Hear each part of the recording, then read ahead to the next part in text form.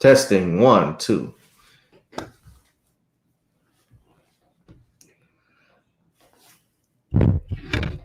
It is an early Sunday morning, but a beautiful Sunday morning. Whoever you are, wherever you are, I hope you are blessed and doing safe. You are tuning in to Gavin Richard Presents, the hottest podcast YouTube stream right now, every Sunday, Tuesday, and Thursday. It is Random Topic Sundays. Whoever you are, wherever you are, I hope you are blessed and doing safe. We have a lot to get into, from more chilling details into the death of Ronald Greene Sr. Excuse me, that's not Junior, Sr. Ronald Greene was a 49-year-old black man that was killed in state police custody following a high-speed traffic incident. We're going to talk more about that. That was out of Monroe, Louisiana. Also, we will be talking about Kwame Brown going hard on him. He's serving up that mama's cooking. We're going to talk about Kwame Brown and his comments on people like Charlamagne the God, Stephen A. Smith, Jamel Hill, Rachel Nichols, and others. Martin Beshear's Karma Comes to Collect. We'll be talking about Beshear. I guess that's a name everybody might be familiar with if you know the Michael Jackson story. And I also got to talk about this because I promised I would do this on Thursday, following our Random Topic Thursdays. Ernest Lee Thomas, Raj from What's Happening, craps on Bill Cosby. Whoever you are, wherever you are, I hope you are blessed and doing safe.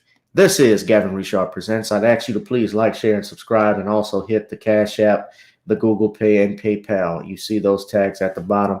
And if you are not subscribed, I would ask that you please subscribe to this channel. Gboot2786 and Gavin Richard. If you are not on Twitter, or if you are on Twitter, you can follow me at GavinRich2786.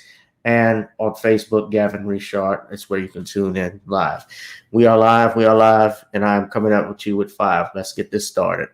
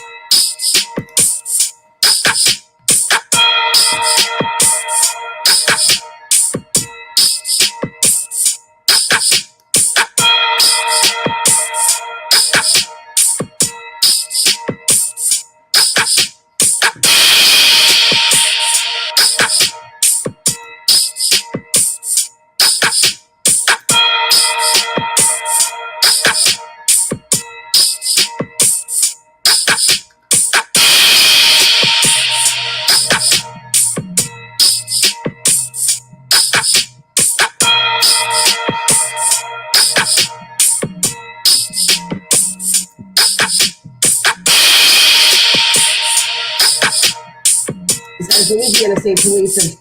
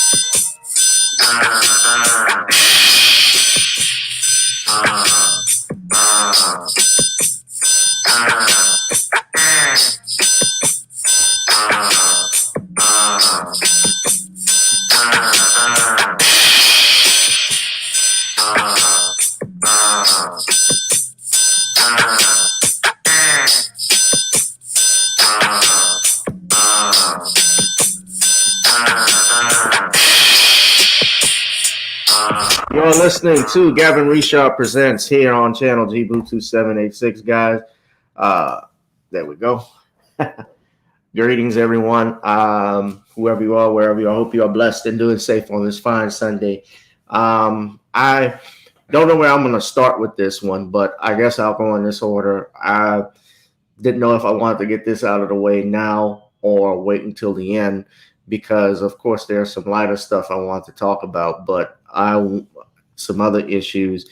But I'll go ahead and get started because I have this up already, and we're talking about the death of Ronald Greene Sr. Ronald Greene Sr. was a 49-year-old black male that was killed while in police custody following a high-speed chase with the Louisiana State Police. This happened in May of 2019. The body camera footage has just been released recently from the state police as more details came out. For instance, we're finding out that Mr. Greene did not die in a traffic accident. That was what the police originally reported to the family, that he flew through the windshield. However, a coroner's inquiry, especially after detailing the injuries that Mr. Greene had suffered, shows otherwise, that he did not die from a traffic collision. Rather, he was killed while in police custody, beaten to death, from what it appears and from the body camera footage. We turn now to WLTV that has the footage as well as the info in the story. So let's go ahead and break that down for us. By the way, I always got to do this because I get some type of bull crap copyright dispute or claim for sharing news, even though what I'm doing is reporting news. It's made under the Copyright Act of 1976, states that you can share information, and you can have information if it's being used for the purposes of news commentary, as well as if it's a spoof, if it's for something you're not being compensated for. So educational purposes as well. So let's roll that footage. As Louisiana State Police addressed the deadly arrest of Ronald Greene, new video surfaced this week showing troopers tasing and beating Greene. Even more video came out today. State Police addressed the investigation at a hastily called news conference a short time ago. Devin brought a lot of listen in as to what they had to say, some revelations as to what happened with the officers involved. Yeah, Sharice, this is the first time LSP has responded to the video, which was leaked to the Associated Press 2 days ago. We heard from Colonel Lamar Davis, the superintendent of Louisiana State Police. He says the video everyone's been seeing does not provide proper context of what happened to Ronald Greene that night, and LSP will be releasing more evidence. Greene died in May of 2019 after he was dragged, beaten, and tased in state police custody. Now, Colonel Davis says he's spoken with Greene's family and understands their grief. He also promises swift disciplinary action when the federal and state investigators wrap up, but say those troopers deserve due process. We cannot comment on any of the conduct of the troopers related to this incident because the evidence of the conduct is under criminal investigation by other state and federal authorities. Nor can I provide specifics with regards to the investigation for the same reason. That being said, some evidence has been released to the media without the approval of the LSP, and that evidence is not being provided to the public in its full capacity or context. As such, today, we're releasing all of the video evidence maintained by LSP related to the custody death of Mr. Ronald Greene. And we are still waiting on that new video from State Police. We'll, of course, continue to follow this today and have much more on this developing story at 10. Back to you. A lot of that information not released, of course, because they say it's still under state and federal investigation. We know that we'll be getting more answers, hopefully very soon this time. But Governor Edwards also released a statement a short time ago saying he strongly supports the release of all of the video footage. The governor said he found the video to be, quote, disturbing and difficult to watch, and added that he is fully supportive of Colonel Davis. Now, if you look at more footage of the video that's being released, excuse me 1 second, guys. Something's come up. I gotta run. Just give me 1 second. I'll be back.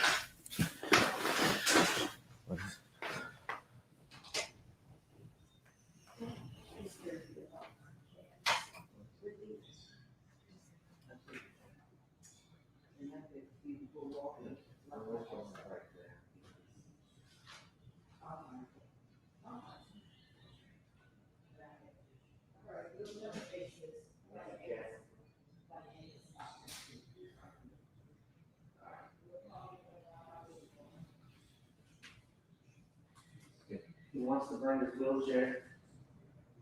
He's bringing his wheelchair. You know, that's your clothes.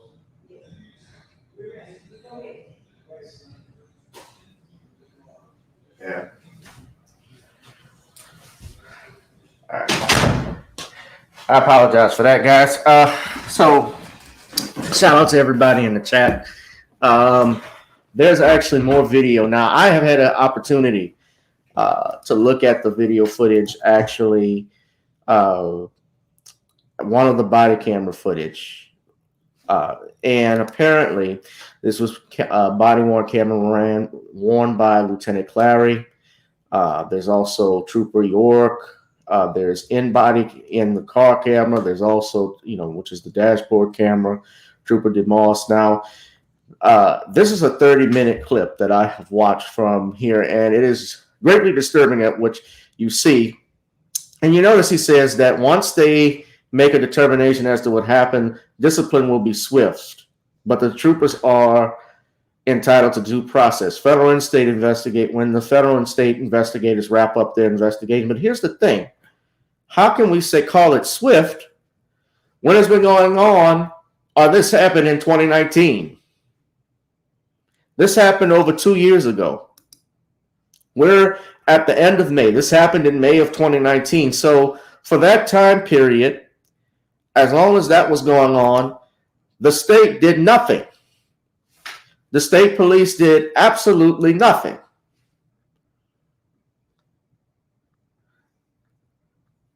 And he says, oh, it's difficult. It was disturbing. I understand the frustration.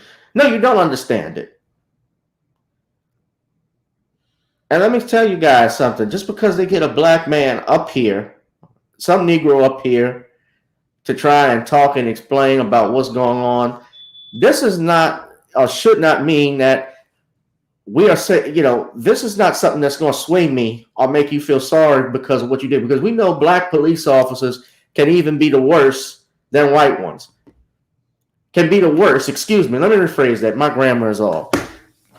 Black police officers tend to be, especially some that I have found, maybe not all of them, but they can be 10 times as worse as white ones because they have something to prove. It's like the cop in Boys in the Hood. You think you tough.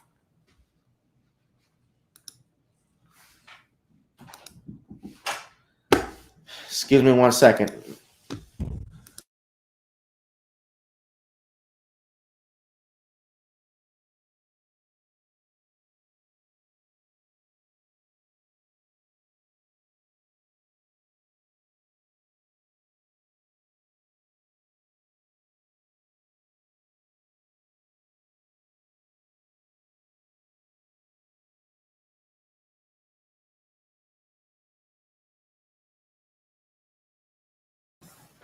So I have looked, and this is courtesy of WWL-TV. Excuse me, I was interrupted. You can look at the body camera footage. I won't play all of it, but this is a 30-minute video, guys. Now, I'm going to skip through some of it because we don't have 30 minutes to look at it, but I'm going to get to obviously the point where this officer, I believe he's responding to the scene. So he wasn't there when everything was happening, but you're going to see, and I warn you all, this is graphic, what they do to Mr. Greene. But I want to play this again. They've released this. There's about 8 videos. I counted at least in the description. If you go to WWL TV of different body cameras, 8 to 10 videos of it. You guys can see this for yourselves. What's happening? You all right? Yes, sir. Just cleaning the butt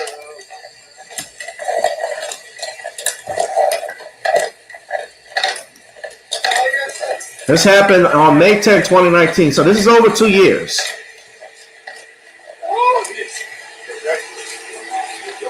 Yeah, I got blood all over the place. Last time this happened. Now they dragged and tased him out of the car. Now he's handcuffed. Oh, yes, sir.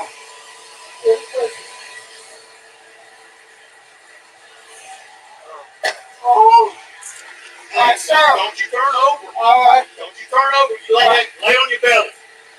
Lay on your belly. Yes, sir. He's handcuffed and he's turning over because he's having difficulty breathing.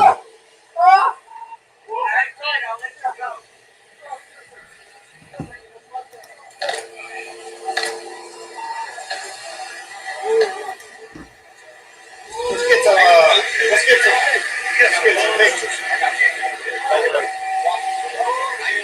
Hang on, boy. Let me put some gloves on.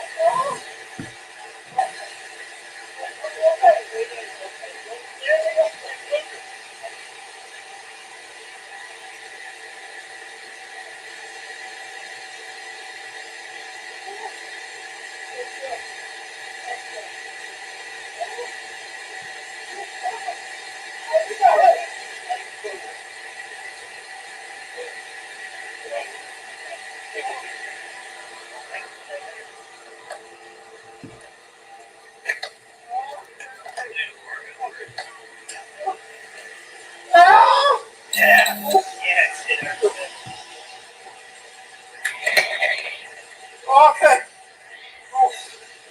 Oh, Lord Jesus. Oh, Lord. Okay. Oh, Jesus. This piece of shit. I'm sorry.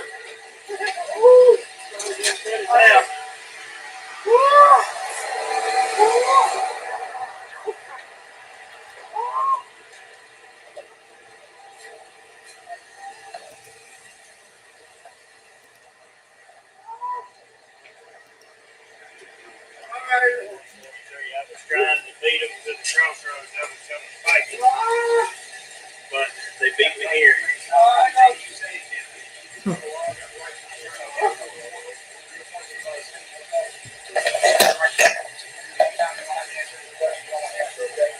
Why'd you run from me? All you was doing speeding a little bit and run a red light. Now this is, let me pause it. This is over speeding and running a red light. This whole incident.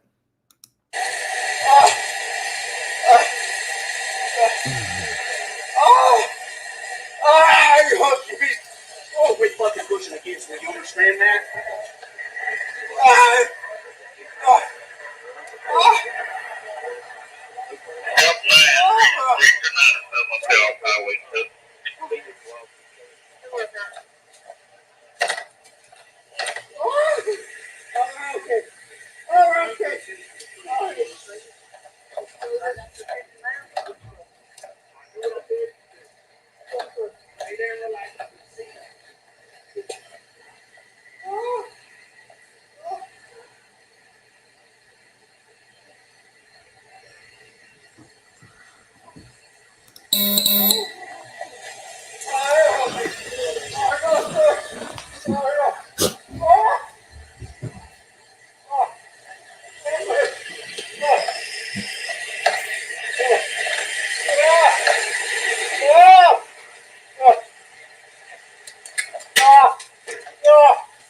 Good job of calling everything out. Appreciate it. So they're going through this man's bags, his stuff.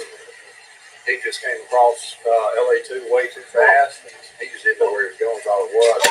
He had his rear end got airborne a little bit, and when he touched down, he was on the west side of the road here, kind of fishtailed, flipped that metal box, just kind of rotated counterclockwise. He hit that, and that's why I came in right there, because I was afraid he was going to try to pull back off that way.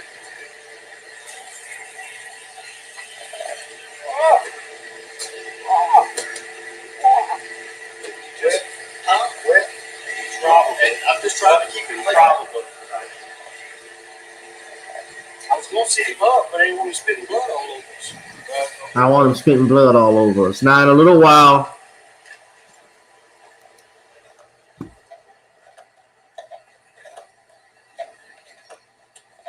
Now, at some point, this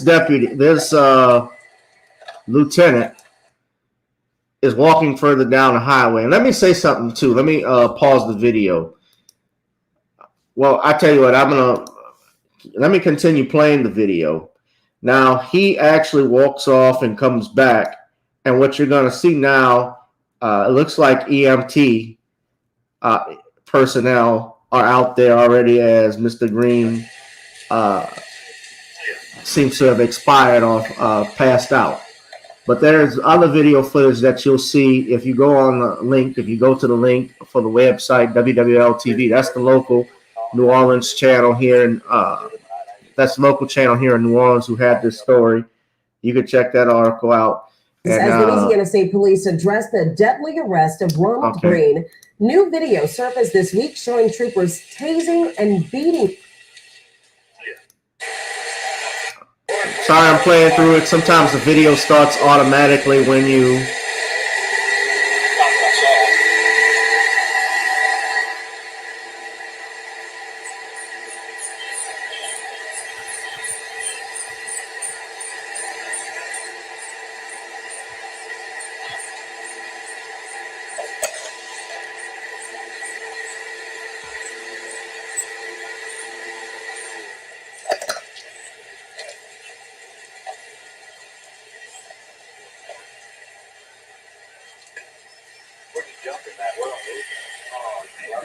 College, right there where university's at, where the right from the LMPD, clocking at 53. I know the students were like 35. When I turned around on him, it was clear red light and flew through it. I figured he was looking at his rear view and he just didn't see the red light. I didn't see that mistake. So anyways, I got under him and lit him up right there around 5 points on Louisville. And he slow rolled for, I don't know, 100, 200 yards. I thought he was looking for a good place to pull in. That's when the punch hit me. He never let up after that. And we got on 143.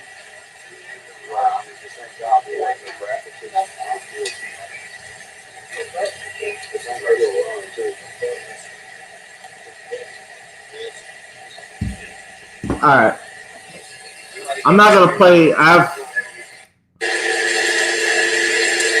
I'm skipping through the video, guys. But that's Greene on the ground there. They've raised him up. I didn't want to.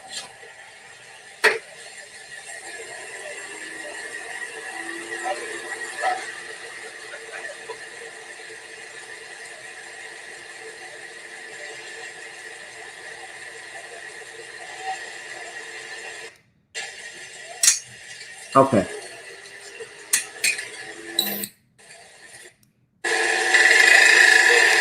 I fast forwarded a little bit.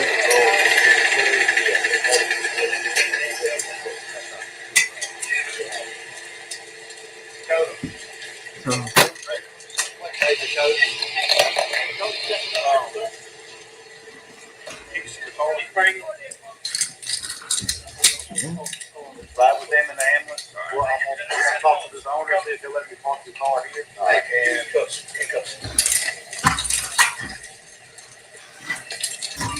Chris is gonna follow you to the hospital. Hey, listen to these devils laugh. We need to get pictures of us. I mean, we take it serious enough. We need to take pictures of us right now in the struggle. And I ain't really excited about the health coming on. You get to the hospital to see anything? That was weird. Yeah, we could. That it was now. I think he's on something. Good job, Chris. Hey, really, y'all did a good job. Got all of that. Did a good job. Pull his car. Well, I won't let the kid. Because take the key with you, because I won't let you, because I'm just hit the kill button and lock it. Well, we got to have to do it. Yeah, you'll move that. Okay. We're going to try to see if this fellow lets us park in here. We'll be right back. All right, I've kind of had enough of this, but y'all listen to this. You can see it. You go on WWL's website again, WWL TV. These bastards, yeah, they were laughing. Good morning, Rosalind. How are you?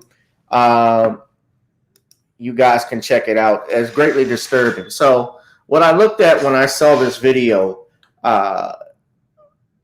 several things, and especially I've listened to use of force experts talk. Once Mr. Greene is on the ground and he is handcuffed, just like with George Floyd, he is under arrest. And when you're under arrest and seized, any use of force should stop. All use of force should stop at that point. The fact that they are dragging on him, I've seen an officer kneel on him a few times, telling him don't turn over. They should do something to alleviate any difficult duress that the suspect has. If he is complaining of breathing problems or if he is injured in any way, shape, or form, they are supposed to treat him. There are pictures online of Mr. Greene's body after he's obviously dead, which shows that he had several contusions and cuts over his forehead, on his face, as if he was beaten to death. I actually was going to have the attorney for the family, Brother Ron Haley. Ron has been a guest on the show many times. He's handled police-involved shootings, especially here in Louisiana. He wasn't able to make it. I wanted him to come on to talk about this a little bit. He's representing Bobby Charles, the young boy that was killed, died mysteriously back in October of 2020 out in Patterson, Louisiana, or out in which is around New Iberia and so forth. And I wanted him to come on, but I know that he's busy and is unavailable. But I wanted to share that with you. But we're going to continue monitoring the situation as stuff unfolds. Lamar Davis, the colonel for the state troopers, you got to do better with this man. And you see, what I was going to say is that a lot of us have the ideology. This is Colonel Lamar Davis, that because state troopers, I guess, can do a better job than our normal police officers, or that they are more experienced and trained, because we don't hear about police-involved deaths of black men with the state police or so forth. I even mistakenly had that idea that maybe they need to go through that, but that doesn't happen. And that's not always necessarily the case. The state police, they deal with mainly your Louisiana highways. They monitor those, your major highways, I should say. A state trooper, when you're talking about the police department, this is just the police. This is what they normally do on a regular basis. This is what they're trained to do. This was greatly disturbing to watch. And it's now gotten national attention, and especially in the wake of what's happened in the last couple of years. As we said, this stuff has been going on. And the fact that they covered it up makes it even worse. When you said he died in a traffic accident, when you told the family that he died in a traffic accident, you lied. And, I tried to be, as a attorney myself, someone that believes in due process. I understand that rules and procedures have to follow. But you guys flat out lied about how this man truly passed away, how he died. Everybody can look at that footage. The man was alive after you T-boned the car.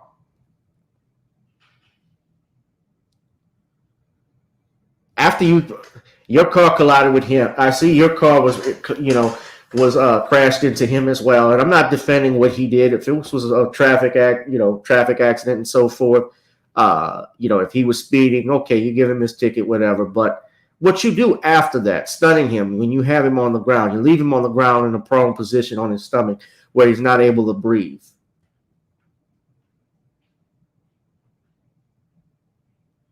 And I'm at the point where I'm so used to seeing stuff like this, I've grown numb and indifferent. It's like it is what it is.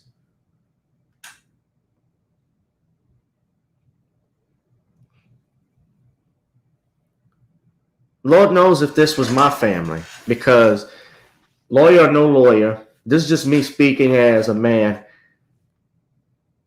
I'd have to get bail money if that were my fault. I'm being real. Cop or no cop. After seeing this footage, I'm greatly disgusted. They need to be in jail.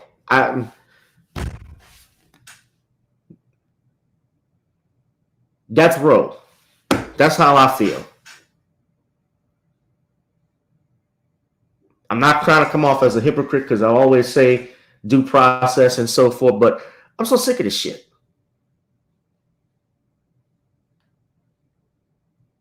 When you're a cop, you're a police officer, if you're that scared, you don't need to be a cop. Just like if you want to be a surgeon, but you have a fear of blood. You have a fear of blood. Think of this. You signing up to join, or you even signing up to join the military, when you take that oath to defend the Constitution against all enemies, foreign and domestic, but you don't want to go to war. This is what comes with the territory. Same thing if you want to be a surgeon. You're going to see blood. You're going to see death. There are people that die on the operating table. This stuff happens. If I don't want to argue with people, I wouldn't be a lawyer.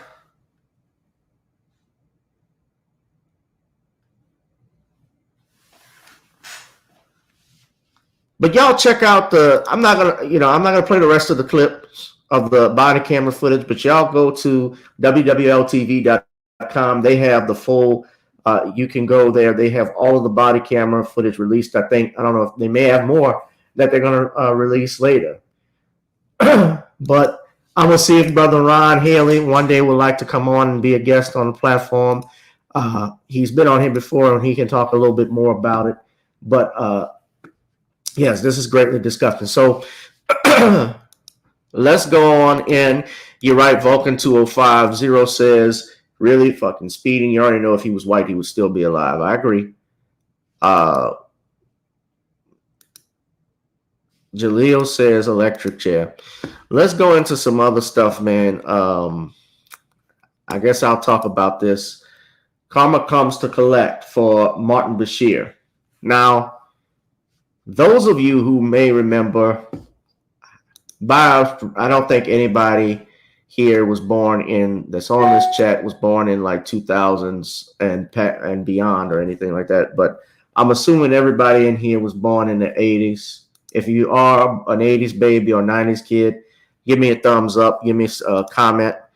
I'm doing that for a reason because I want to know if you all remember this. Back in 2003, I want to say, there was a documentary that was produced by the BBC starring this man, Martin Beshear. Now, that docuseries, okay, that's Martin Beshear. He's a British journalist, although he's obviously of Indian descent. Indian or Pakistani descent, Asian descent. I'll just say that much. And Beshear had a documentary that aired, I remember when this aired back in 2002.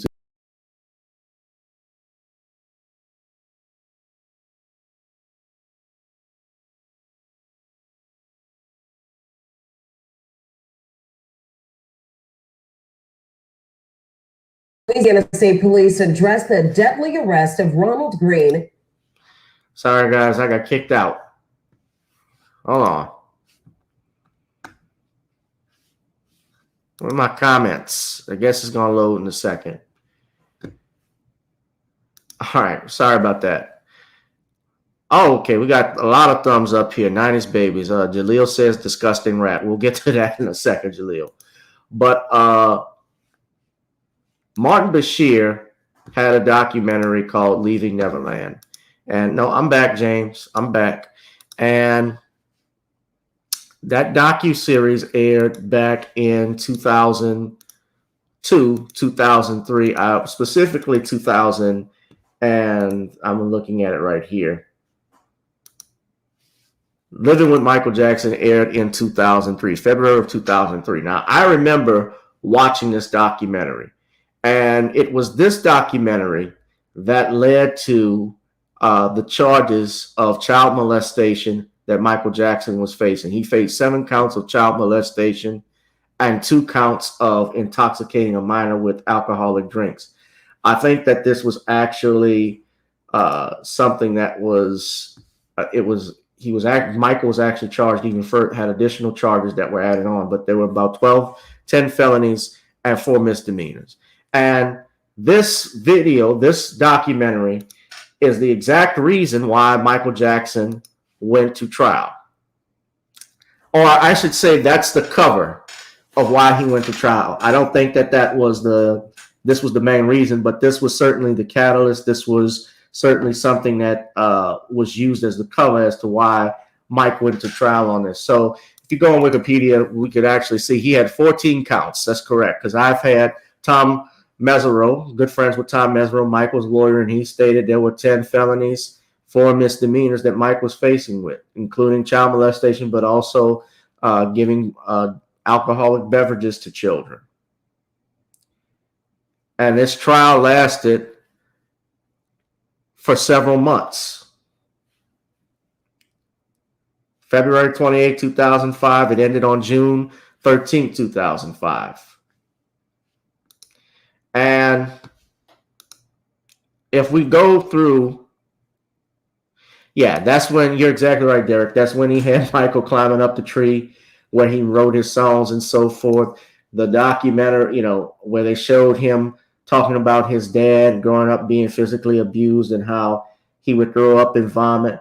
Well, karma has come to collect. And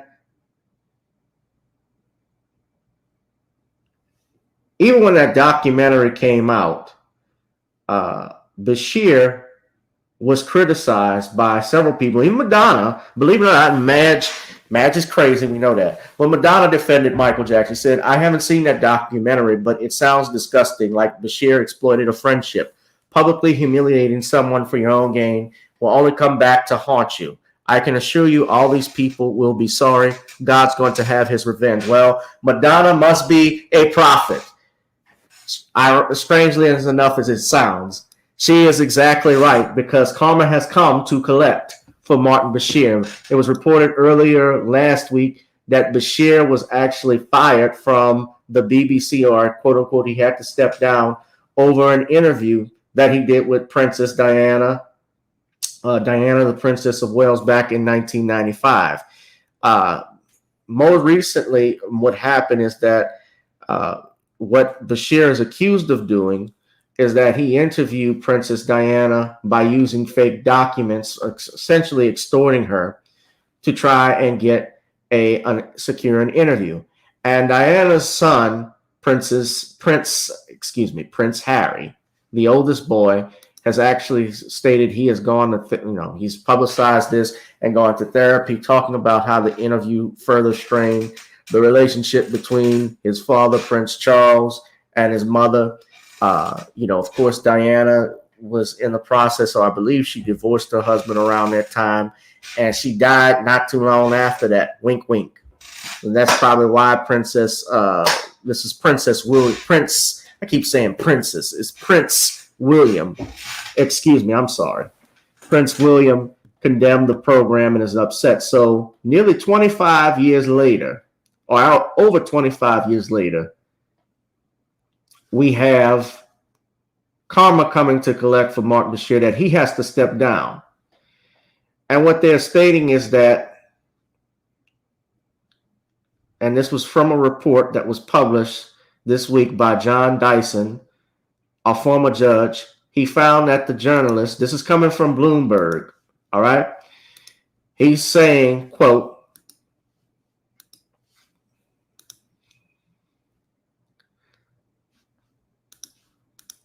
the reason why I'm pausing, because I want you to see where the sources I'm getting this is from are.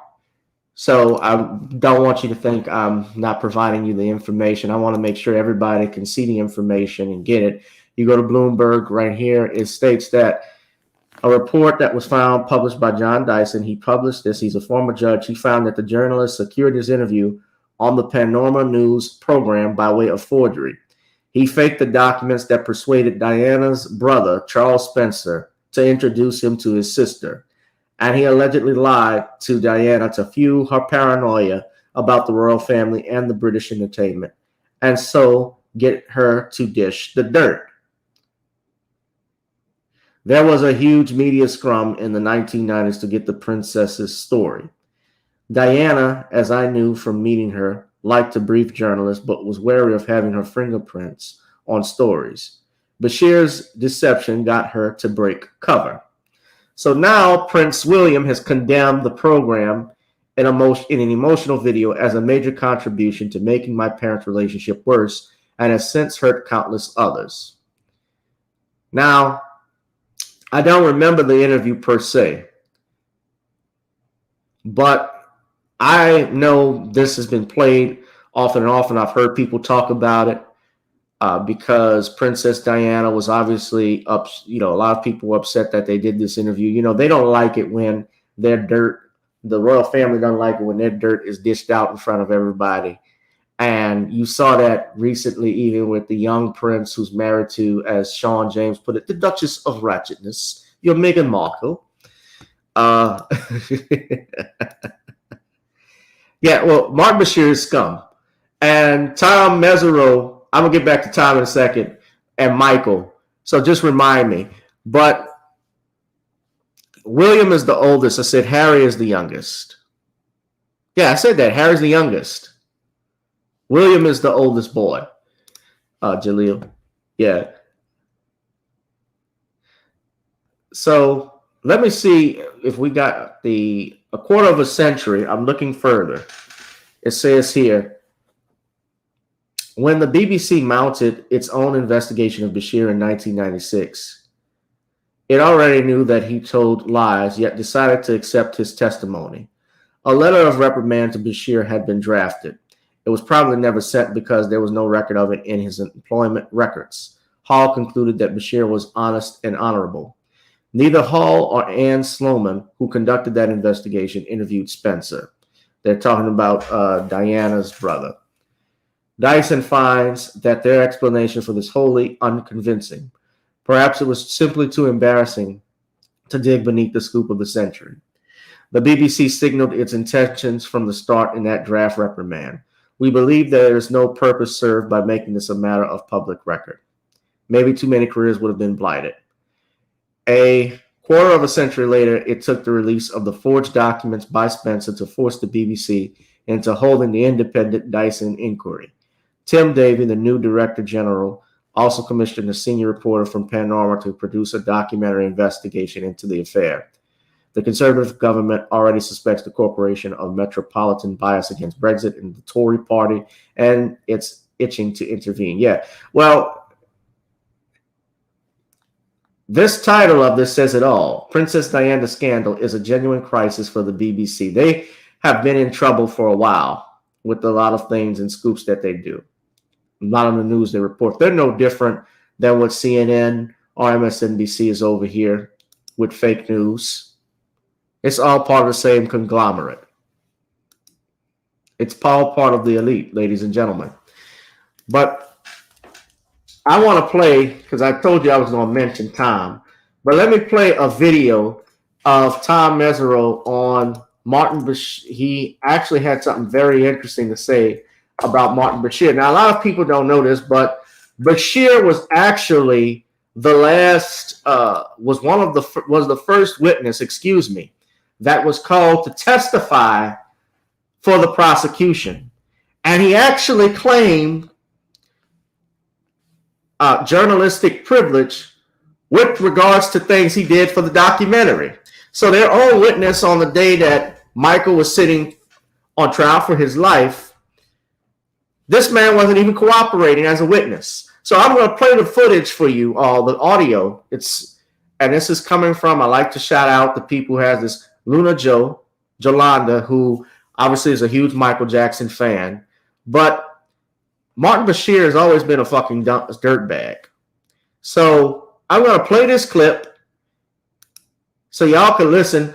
But Tom talks about a phone call he received from Michael.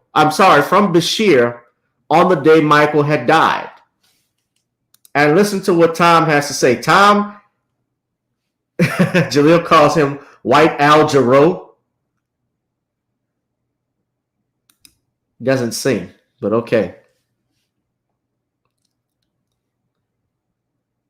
I call him the professor because he has that shining white hair. He's like a professor in a school. Remember that old comedian that was in Car Wash, the professor? He's the law professor.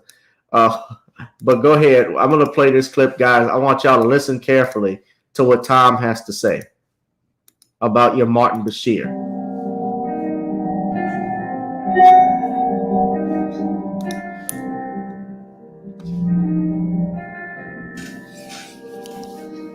I guess so, Jaleel.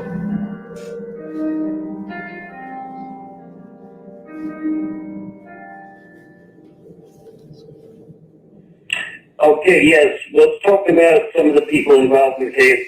They called Martin Beshear, who is infamous for making that horrible documentary about Michael Jackson, and I believe he got scolded in the UK. Correct me if I'm wrong. Well, he was from the UK, as I understand it. He charmed Michael Jackson into thinking that he would put together a very fair and balanced and honest documentary about him. And he knew Michael had a soft spot for Princess Diana. And Michael always revered Princess Diana because he saw her as someone who could have just lived a comfortable life of royalty and instead had a conscience. She wanted to help children around the world, children in Africa who were starving, children who had AIDS, children in Eastern Europe who were the victim of landmine. And he revered Princess Diana. So Beshear manipulated Michael, in my opinion, and preyed on his soft spot for Princess Diana. And you use the word infamous. I think that's too kind a word. I think the man's scum. There you go. That's better. Yes, but nevertheless, he was the first witness. And is it true that he tried to hide behind his own lawyer during the case? Yes, he did. He was their first witness. He was a disaster for them. He had his high-priced lawyer from Los Angeles in the courtroom instructing him not to answer most of my questions. And he was hiding behind what is called a journalistic privilege, meaning that, a journalist's sources don't have to be revealed. They're privileged. And there's some other nuances to that rule of law that allowed him, he thought, just to repeatedly hide. So I don't think he realized that it was turning off the jury when he kept refusing to answer questions. But by the way, a lot of people don't know this. When Michael passed away, I was in the middle of a jury trial in Los Angeles with Susan Yu.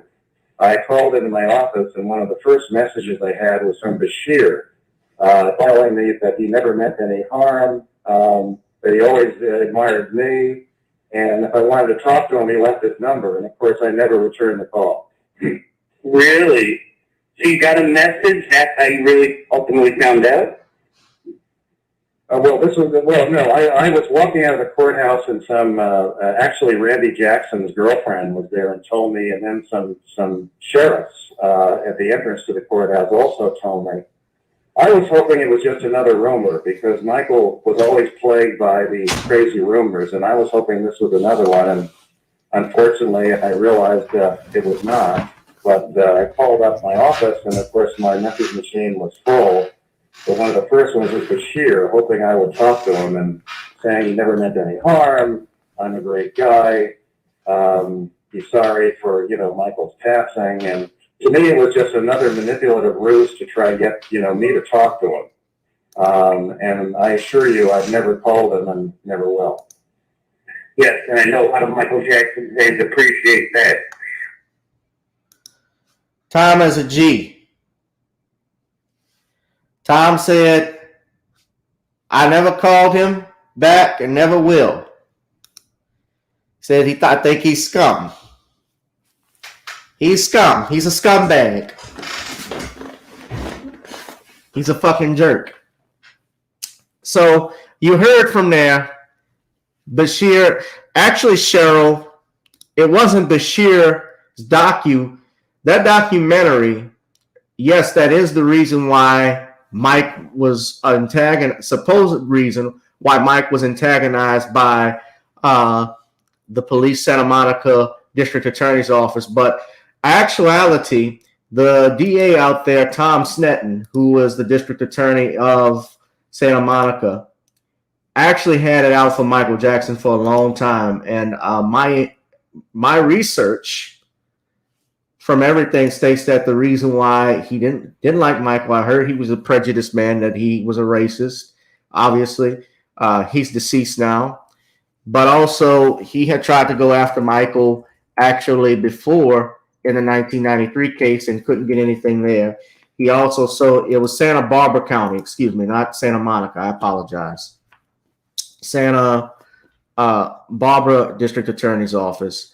He tried back in 1993, 2003, 2004, and 2005. And Sneddon, obviously, also he hated the fact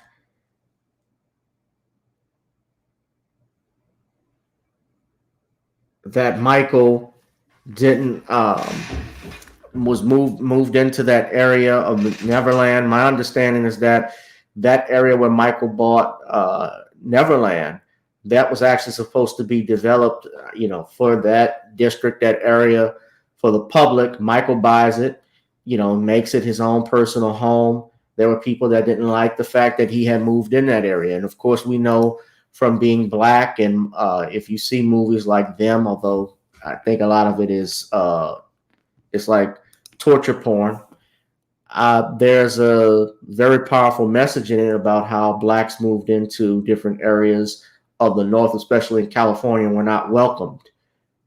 They had these covenants inside these contracts, these agreements that prevented black people from moving into certain neighborhoods. And Compton actually was, we associate Compton, of course, with being black, but actually was a white neighborhood at one point, a beautiful white suburb. And it changed over the years. So there is some credence to that. But the other thing is, I feel that Michael, of course, this whole thing really started, Cheryl, because of the catalog that Michael owned. He was always a target. When you're a black man and you have money, you're always a target.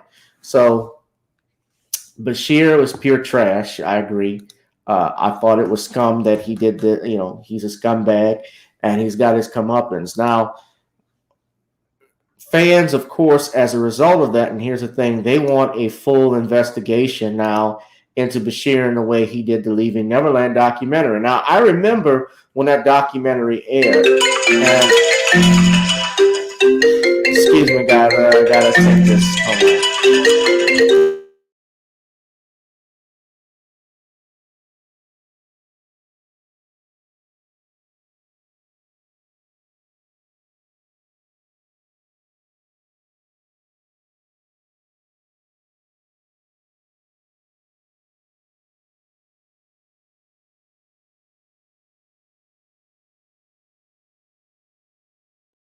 All right, sorry about that, guys.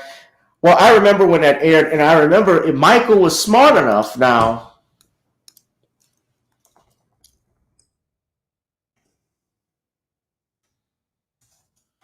to actually have his own cameras set up while Beshear was doing the interview. Michael had basically I don't think Michael trusted Martin Beshear, but he was smart enough to have his own camera crew follow or have cameras set up where Martin Beshear was. And Beshear would be saying these things to egg on Michael. He would call Michael a good father and so forth when his cameras were off, but Michael's cameras was always running. And when these cameras would go, so when he would say stuff about Mike that was false, Michael had this information present and this information saved so that if there was trouble, he could show how Beshear acted differently when the cameras were off and was praising Michael. So what he was doing essentially was trying to set Michael up and make him as a fall guy. Now, I remember when this documentary aired, the recent television special, I don't own the rights to it. Yeah, he was very smart to record that shit. Now, I won't play all of it because I got to get to other topics with this, but Michael Jackson. Beshear had to step down from this. The ratings were enormous. But Michael has claimed. I remember this airing on Fox, and I remember specifically even his ex-wife talked good about him. Michael's family even spoke. Let me just see if I can get the family on. Let me just say, of course, the different parts, they had a rebuttal to it. Michael, even with the relationship with his father, where you looked at the Leaving Neverland documentary and Mike is crying when he talks about his dad and how looking at him would make him vomit. There was other parts where Michael also said that his father was a genius and he praised him. And you're going to see here, I think Mr. Jackson, Papa Joe, is going to talk about it a little bit. Let's see if we can get it. I just want to see if we can play the part. If this is the part, I don't know for sure. You have no idea. I used to walk the streets looking for people to talk to. I hear Michael saying that he's lonely, but back in those days, Michael had his brothers. He had all his brothers to play with. And so, and the kids that he bought all the candy around. You buy so much candy, and kids would be in a circle, standing around in a circle, and they all be eating candy off the allowance I had given him. But one thing he enjoyed to see those kids eating that candy, he'd be laughing. Once you're surrounded by your family, by musicians, by people wanting to be your friend, you were an international superstar. How can you say you have no friends? Because those people spoke to me on a language on another level. That was musical, that was entertainment. But to get away from that, to separate oneself from that, and to try to discover the fun things about life. When do you feel lonely? When I feel wrong.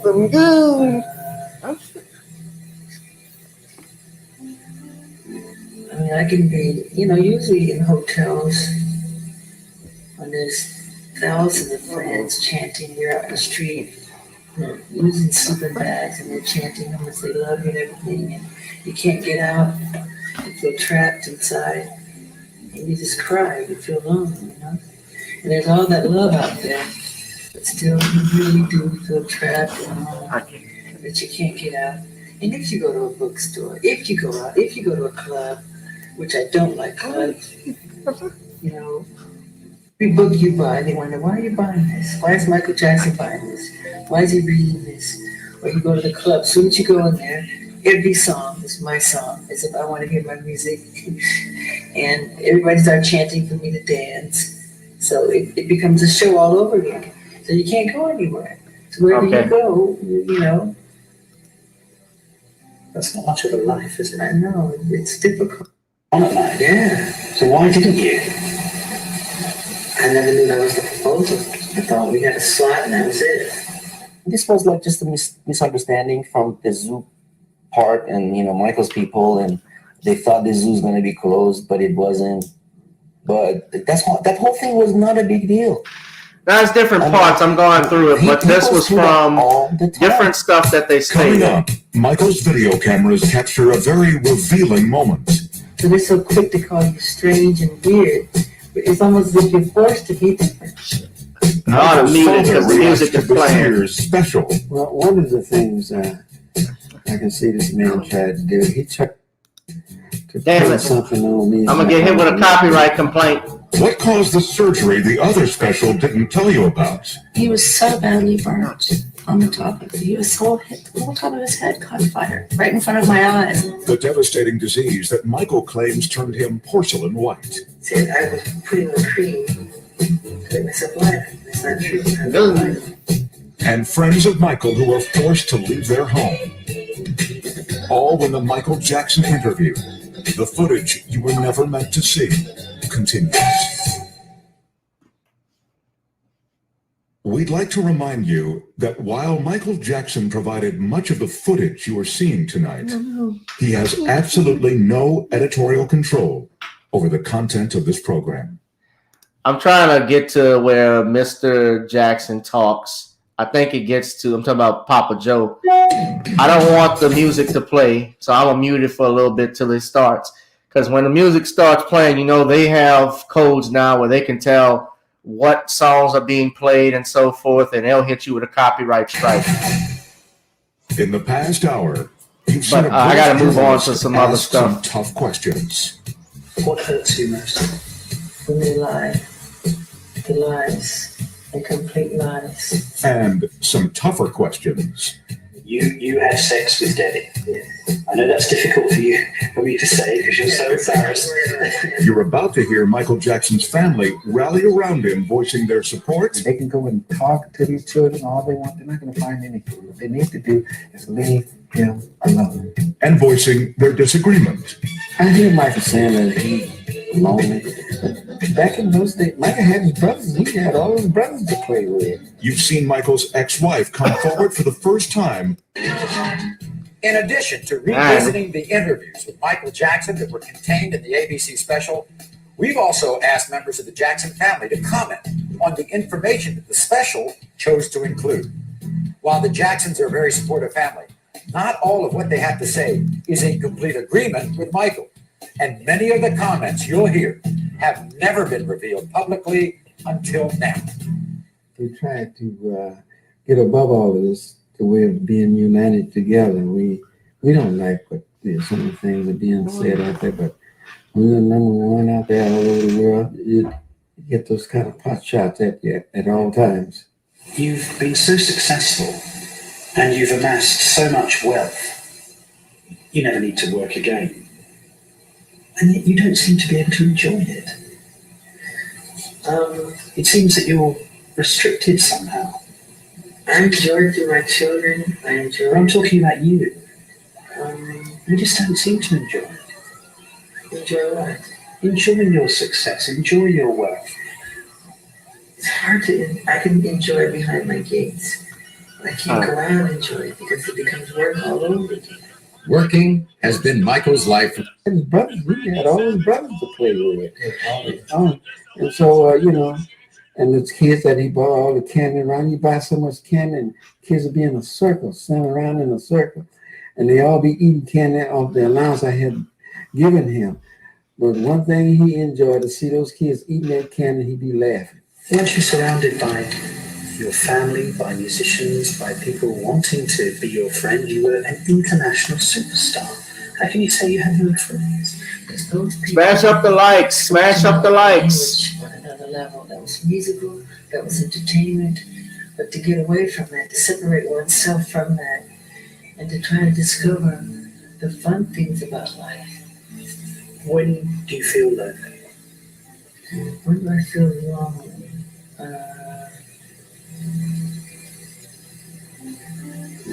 I mean, I can be, usually in hotels. Oh, there's God. Thousands of fans chanting, you're out the street, using sleeping bags. And Well, I was trying to find it, guys, and we're kind of pushing the time of trying to move forward, but you guys get the picture. Michael had recorded this stuff, and Beshear, basically, he's a snake in the grass. The point is well said, and so now there are people calling for him. Since his ethics as a journalist have been called into a question, a lot of people now want the government want people to look at his interview with Michael, the Leaving Neverland, as a result of what he did with Princess Diana. For instance, it's been reported, this is coming from Dieter Weisner, who was Michael's manager from 96 to 2003. He said, the documentary, it broke him. It killed him. He took a long time to die, but it started that night. Previously, the drugs were a crutch, but after that, they became a necessity. Beshear actually stated this stuff, and there's actually, I'll play, this is the last clip I have on Martin Beshear that I want to play because I don't want to give him that much, give him any credence. But this is something that he did after Michael died. He did this video. And it comes off, well, I'm not going to tell you what it comes off, but. Were shocked and deeply saddened by the news today. I was actually out running in Central Park when I heard and came home, showered, and came into the office. Many of us were excited about the prospect of him performing in London. Thousands of people had bought tickets from all over the world. And now to hear this news is very, very sad. I think it's worth remembering that he was probably singly the greatest dancer and musician the world has ever seen. Certainly when I made the documentary, there was a small part of that which contained a controversy concerning his relationship with other young people. But the truth is that he was never convicted of any crime. I never saw any wrongdoing myself. And whilst his lifestyle may have been a bit unorthodox, I don't believe it was criminal. And I think... But you made it criminal. The world has now lost the greatest entertainer it's probably ever known. Look at the likes to dislikes. Let me add to it. Hold on. Let's go add to it, guys. It had a big part. Somebody wrote this. We got prophets in here.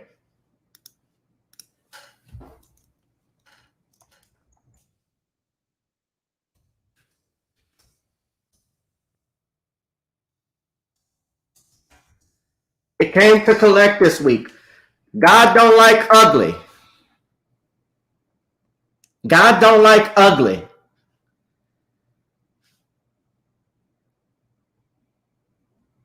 And you messed with Princess Di, and you messed with Michael. So now people there's an investigation inquiry into how people want an inquiry onto how his documentary, the tactics that were used, how he got into this. I think they should. He hoodwinked Michael. He hoodwinked Princess Diana. He deserves everything he's getting.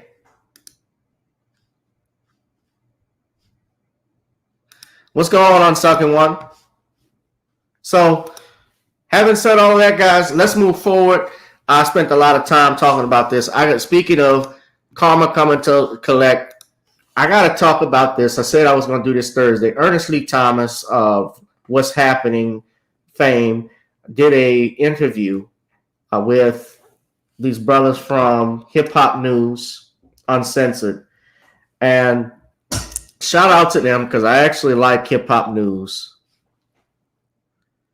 I listen to them. I want to talk about this because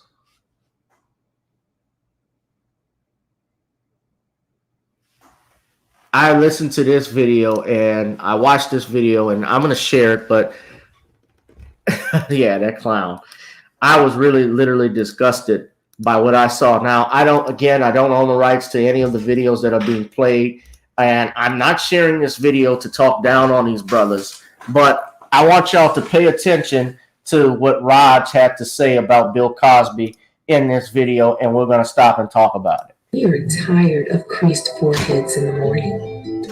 We are done with our scarves falling off night after night. We're going scarfless. Introducing Fly Satin Dreams, the 100% satin bedding accessory. The perfect material for birth control and skin hydration. Total protection, complete comfort, absolute luxury. Make sure you use the promo code HIPHOPUN. That's HIPHOPUN to get free shipping. It's a limited time offer, so make sure you act now. The link is located at the top line of the description box. Don't wait, do it Warriors, now. As I spoke about this at various events, it's the younger people that really, they're cheering me on.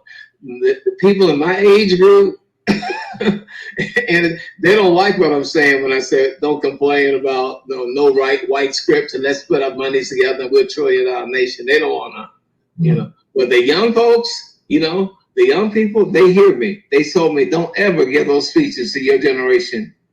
They're stuck.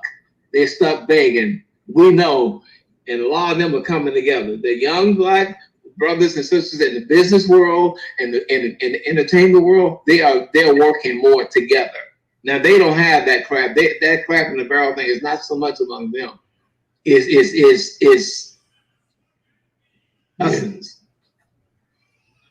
Definitely. I'm gonna ask you about Bill Cosby, man. Talk about the time that he dissed you, and then talk about what do you think that ended up happening with Bill Cosby? How do you feel about that now, him being in prison? For that whole going down with him. Can you talk about that? It breaks my people. My friends said, Ernie, what do you when he with Simpson Prison, I literally was crying because as much as I could not stand the man, still what he created as an artist, I didn't think that at that age, being put in prison, I thought that was so degrading. I thought they definitely could have done something else. Being on the house arrest, X amount of money for a fine. Now, he says and starts off listening when the brothers ask him about Bill Cosby. They had asked him specifically about his thoughts on it. He starts off saying that he couldn't stand the man. And, I get that a lot, especially because, I have done a lot of research along with myself, Nicole. Shout out to the people that we believe Bill Cosby, that group. As a lawyer, I know things that were done in that trial that were highly unethical by the opposing side, by the prosecutors. Most people who attack Bill Cosby or say these things are doing it from an emotional perspective and do not have the amount of knowledge and research that I have. When they attack Bill Cosby, it's always a personal matter. If it's D.L. Hughley, it's because he was real arrogant with me on the radio. He didn't like the fact that I said the N-word. The judge as well, you're right. He didn't like the fact I said the N-word. He was going to get earthquake. He could have gotten Def Comedy Jam kicked off the air if it was up to him. George Wallace. Well, I couldn't stand Bill Cosby. Bill Cosby, you see, that's perfect. He's a hypocrite. All of these people who now, all of them have something negative to say. Tamala Jones, the actress, they had something negative to say about Bill Cosby because he critiqued them from some things that they did in the past. Now, you're going to listen to Ernest. I'm going to play most of it, but he talks about how he couldn't stand the man, but he also states on the flip side of how sorry he felt to see the man going to jail at his age. But I want you to listen carefully. And I bringing all this up is interesting because I had a conversation with my brother and a friend of his about Bill Cosby earlier this week, and we were on the phone for about 40 minutes, and my brother's friend actually felt the same way. What do you mean, Jaleel? Who's no, he didn't? And after 45 minutes, Jaleel White was the same as well, yeah. After 45 minutes being on the phone with them, breaking down what happened and telling them, especially when he read that the prosecutor ran a campaign, ran political ads on getting Bill Cosby, he went from saying, Bill Cosby, I don't give a fuck about Bill Cosby. Oh, yeah, they screwed him over. See, it's called research, guys. Fine that he had to pay, but to put him in jail, I just thought that was over the top. At the same time, no, I didn't want to have lunch with him because I think he is still think he's an arrogant man. But he's an arrogant man. I think a lot of the blacks who were in power and they didn't do it, a lot of blacks who had the power to speak up for him. You noticed that wasn't going on. Yeah. It was the silence. The silence was definitely. It was no, Yeah. And again, what he did to us was evil. You're too old and to know, but you old enough to know better. You know what we went through as the people, and you're gonna do that. You're gonna deliberately walk past. You see us begging just for attention, and you're gonna smoke your cigar and walk in front of us, letting us know I don't see you. What's the difference in you and the KKK? What's the difference? Oh my God, Nick! Really? Are you speaking in reference to black people? I'm sorry. Are you speaking in reference to black people when you say is leaving a tip behind? Oh no, that's Bill Cosby. But what Bill Cosby did, reference to black people, yeah. What he did to as young black man, he's an elder of the business. He should have given us the words of encouragement, man. Okay, let me stop right there. All right, let me say this. A lot of celebrities, this is just me in general, because I've met a few celebrities myself in this business. Quite a few of them are assholes.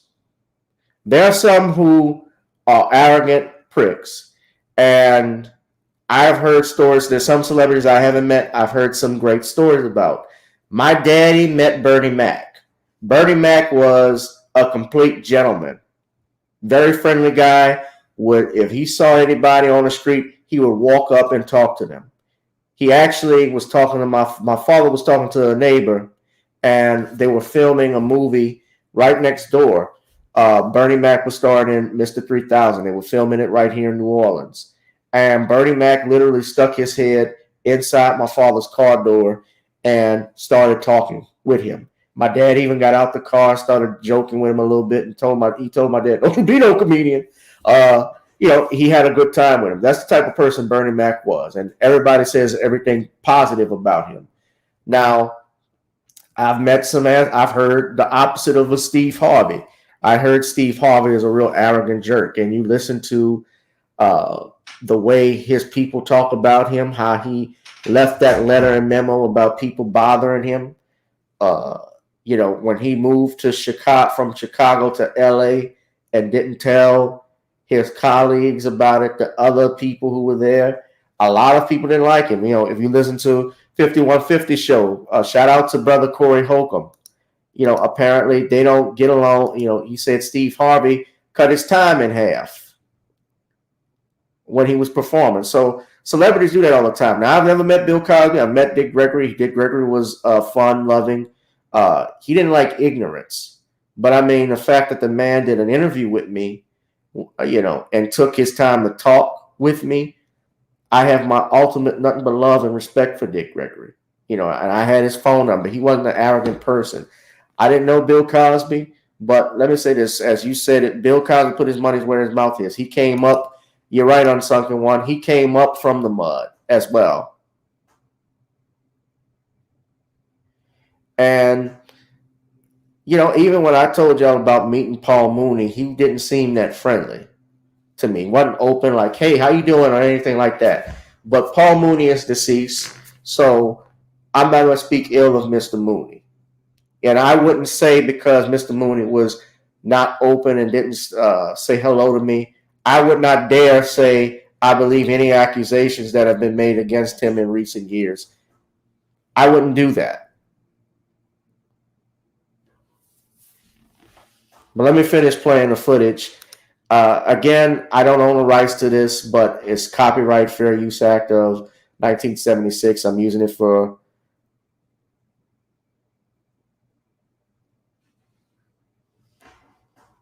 Yeah, if he didn't yell at you, if Dick Gregory didn't yell at you, he didn't care about you. But no, he cared about you. He just didn't... those that were there, he just didn't like ignorance. Those that knew him personally, he felt you had enough information out there in the universe where they put stuff out that you could learn from it. But let's continue playing this.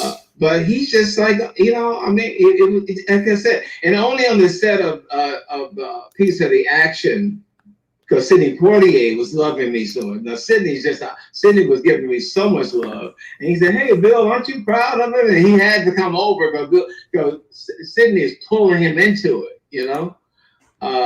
But oh man, and I know another young lady that he did. She didn't go. Now listen to this. I have a friend. Went to Spelman and all that. She said, "Yeah, he tried, but she couldn't believe it. She looked at him as like this." Now, why y'all pay attention to what he just said? Is going to come back up a little bit later. Shout out to the brother on the right. You're going to hear exactly what he's going to ask him because it's going to knock all of this shit out. And y'all gonna see why I'm gonna jump on Raj for a sec on this. He's trying to get in their clothes, So it is a lot of women that won't speak up. He did it, and the black men should stop that mess too. Oh, he was trying to buy NBC. Are you that stupid? How in the hell, if I write you the check, I gave you the check, Bill Cosby. You gonna take the check I gave you and buy me? If I did, that's how stupid these people say. Oh, the reason they did that, see, he was trying to buy NBC, butthole. How in the hell can he buy NBC? They gave him the check. How in the hell is he gonna buy NBC? If I gave you $400 million or $1 billion, how much do I have? Oh, they were angry. That didn't bother. He was his own. Again, they used what you had. It wasn't drugs. His thing was sex. So they let him build it up. You know. Okay, Raj. It's called. Hey, butthole. Look here. This is my white source. I know whatever. If I play something from the white man, you all will believe it. Now, you can't see it because you got to subscribe, but this is an article, October 29th, 1992, by Bill Carter of the New York Times. It says right here, the media business. Bill Cosby trying to buy NBC from GE. GE is General Electric. Again, ladies and gentlemen, it's called research. Research, damn it.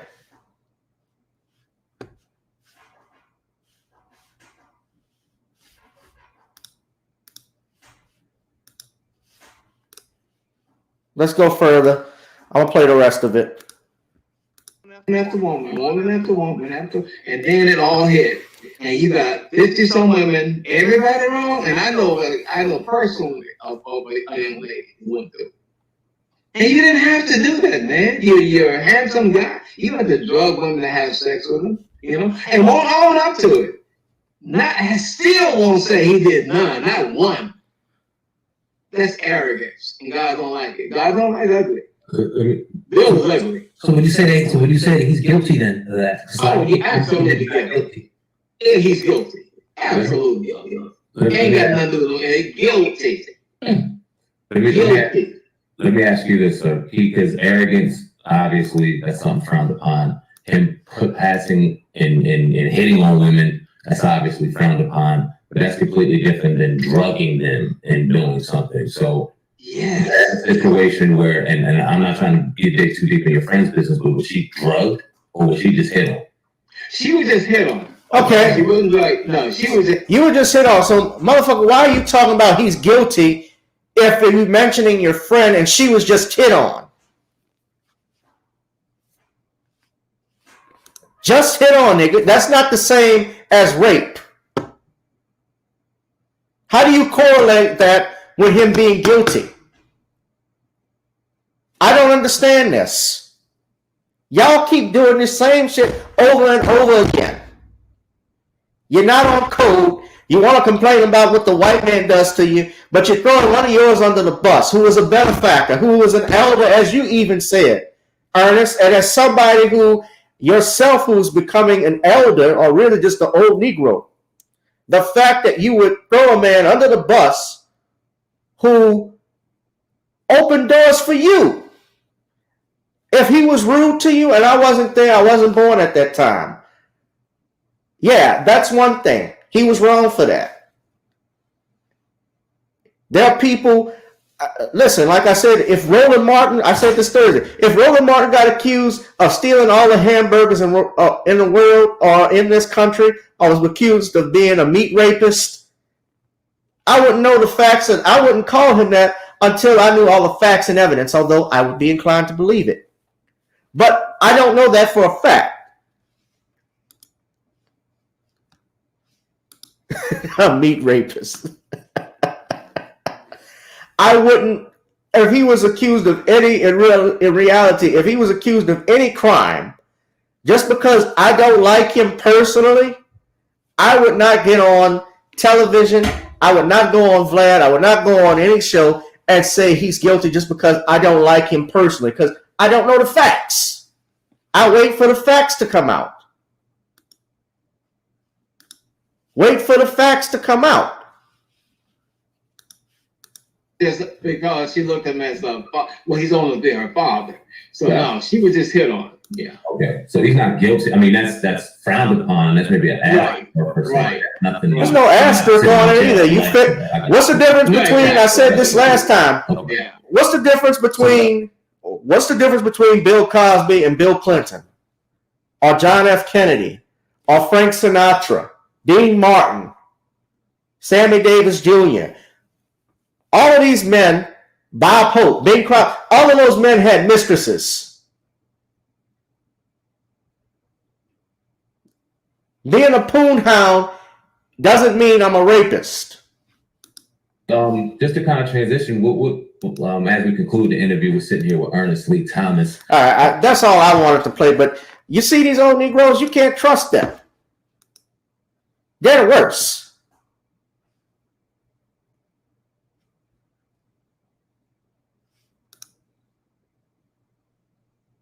Yeah, I'm very disappointed. Jaleel was one thing, but this is an old Negro. This is somebody that knows better.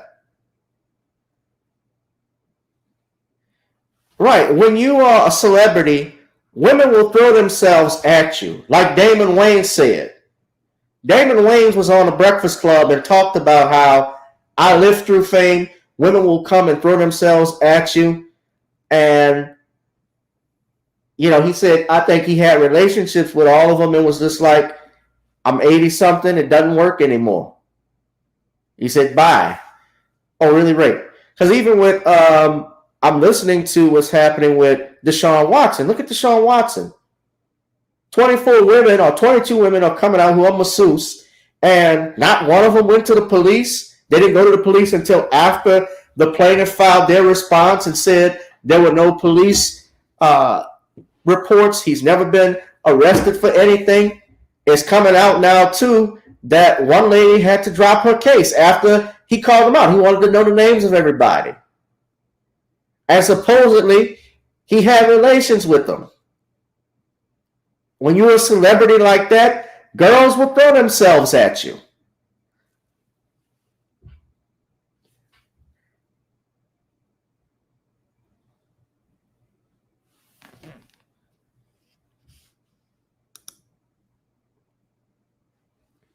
As you can't find 22 304s in Houston looking for a come up.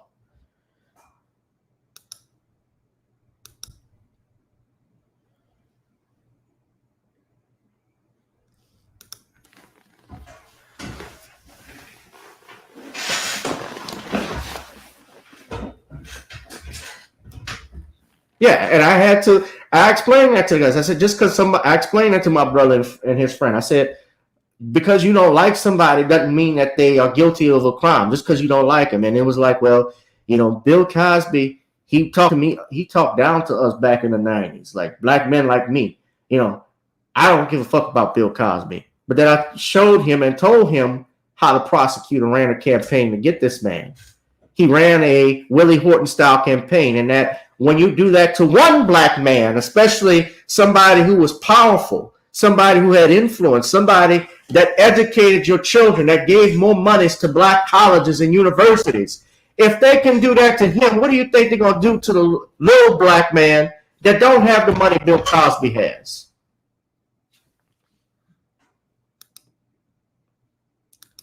They look at black people as one big nigga, like Ice-T said. And that's what you guys are forgetting. But karma, again, gonna come to collect.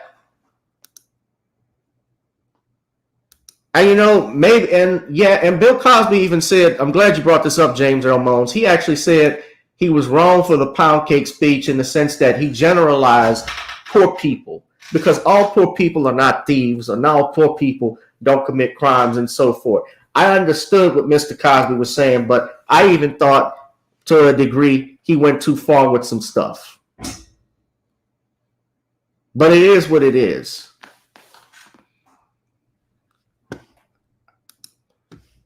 Negroes. All right, final thing I want to touch on, because this is some lighter news. My man Kwame Brown. Everybody can get this video. Anybody, well, that pound cake speech is bruising because, yeah, it touches on people. It hits a nerve. Get this video to Kwame Brown, guys. I'm inviting you, Kwame Brown, to come on to the podcast, to Gavin Reshaw Presents, either on here or on Anchor, brother, because I certainly think, well, I certainly want you to come on and talk, because this man right now, he's got, I mean, any video he's dropping, getting 100,000 views or more, just talking shit. I mean, he's talking about Stephen A. Smith to Rachel Nichols to to who else? He's been talking about Derrick Rose, Jalen Rose, Steven Jackson. But I like how he's done it on these coons and sellouts, man. Jamel the Mammy Hill. I've been trying to look for him too, but please, Kwame, come on to the channel. You got an open invitation, brother, to do an episode. We just gonna have you talk shit for like 2 hours, and my views can go to like 1 million, hopefully. Thank God. But no, I love to interview you, man, because I know you talked about Stephen A. Smith, and I remember when Kwame has a YouTube channel. Yeah, Becky with the good hair. He was talking about Matt Barnes. That shit was funny. Full off his mama's cooking. Let's play a little bit of the video. This was one that I like this one, but he went at Charlemagne the God, and I thought Charlemagne and those guys, the Breakfast Clubs and Shubs, there's a reason why I stopped listening to the Breakfast Club, but Charlemagne went in talking about the boy, his family, and of course, I think Kwame called him Charlemagne the rapist or something like that, based off of his made some comments about his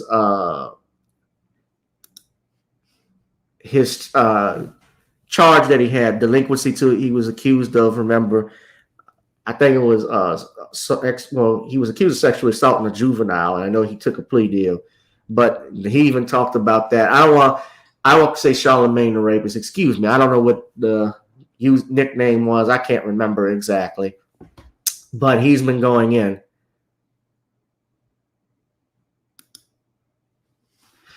But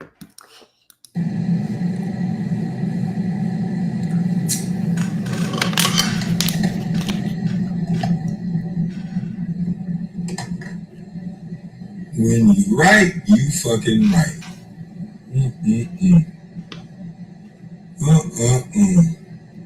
Stephen A., come here, bitch. Stephen A., come here, bitch. I'm not gonna let you out of this shit like that, boy. Delinquency of a minor bitch. Yeah, of a minor bitch. You won't be taking no high road, motherfucker. You talked about mama's only son. Not mama's only son, but you talked about my mama's son, motherfucker. For over. The audio goes in and out.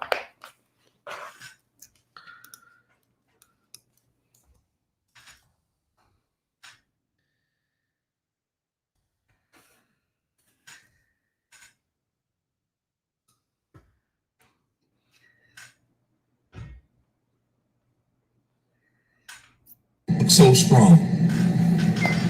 If a bus can do it, what the fuck can you do if you stand up? I was right about everything I said. Rachel Nichols, or whatever your name is. What's your name is? Rachel Nichols? I can't stand her out. You was talking about, somebody keep telling me you were talking about Rachel Nichols. That's not me. I paused it right now, but I remember when Rachel Nichols even did stuff on Floyd Mayweather during his fight with Manny Pacquiao, bringing up his domestic violence charges. So she needs the smoke too.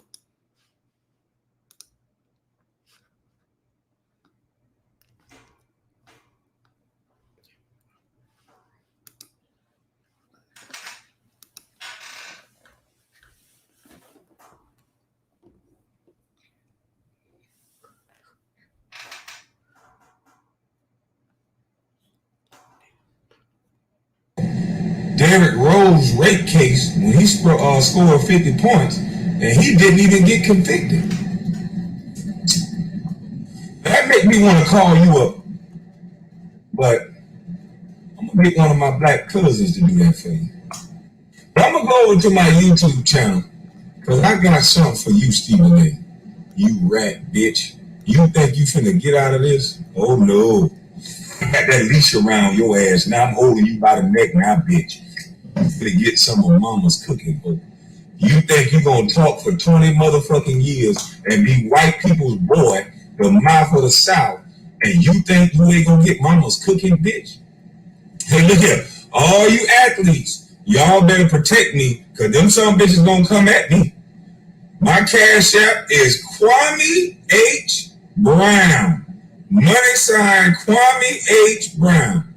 Capital K, capital H, capital B. Cause they coming after me, I can tell. Cause I got you bitches scared with the truth. Stephen A. Rachel Nichols, I'm coming to see y'all on YouTube. Y'all proving my point. Every time where y'all talking where it's unnecessary for you to add the shit that you bitches are adding in. Not you, Miss Rachel. I got a black cousin that gonna call you a bitch. But Stephen A, you little bitch. You motherfuckers add in things about people's personal life that don't have a goddamn thing to do with sports. No matter the conviction, you motherfuckers talk about it all the time. So I'm gonna see you motherfuckers over on my other channel. Yeah, we calling my motherfucking phone. Salute to the whole. Yeah, don't be calling my motherfucking phone. I'm gonna see y'all on my other channel because you bitches are exposing yourself. Y'all have a monopoly on talking about black males and destroying their image. And bitch, y'all fuck with my image? It's only right I fuck with y'all. See you soon, motherfucker. Okay, so let me play some more. I gotta play this one when he goes in on Charlemagne the God. Charlemagne, I think, had mentioned some stuff about his family, talking about Kwame. And yes, he's gone after all of the Charlemagne is the bitch. I'm calling him a bitch, Julia. Okay. Kwame Brown is Raw than Darth Vader in Empire Strikes Back. Kwame Brown is Raw than Monday Night Raw. And we know the WWE stinks right now. He is getting a hold on all of the gatekeepers. He's force choking all the gatekeepers. Exactly. Charlemagne, yeah, he talks shit about a lot of people. Remember when those people ran Charlemagne's ass? They beat him up and ran him out of town. Yeah, I saw that. That was wrong. He made an insinuation about Kwame being a killer. And he also said something about his family. I thought he said something about his wife, about Kwame's baby mama, if I'm not mistaken. So this has gotten out of hand, but this is the same Charlemagne that had Joe Biden on, had Angela Rye on, who disrespected Minister Farrakhan, who has come on a Breakfast Club and didn't check her.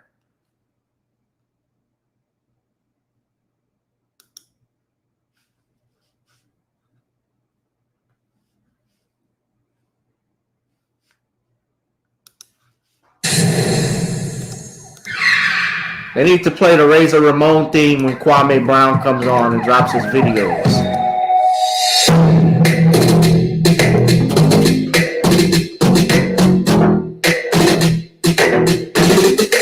Kwame Brown is calling for the cancellation of Charlemagne the God. I told you they're gonna drop that quicksand. Everything that's happening, I told you, boy. I'm my mama's son. You would not put everything I love at stake, bro. Y'all want to stop playing? Because I don't. Say my name, say my name. Drop you in that quicksand with my mama's cooking. I want you on the side there. You look like you just sit over there. Your life is done. No, it ain't. Don't buy no Kwame jersey. That money don't go to me. Go on my Instagram and my link is in the bio. Get you some mama's cookies. And welcome back to the medical Yeah, don't buy no jersey. Buying a jersey don't help me do nothing. You want to help me feed my kids, you need to go ahead and buy something like that link or hit that cash out. Kwame H. Brown. Capital everything. Kwame, capital K, capital H, capital Brown. Money sign going in front. Because they're going to be on my children. And that little girl, I feel so bad for that little girl. And violated a woman. Jack. I'm not going within 300 feet of Matt Barnes or Jack. No, sir. Will not be happening. Won't get me like that, Charlemagne. How the hell a goddamn going?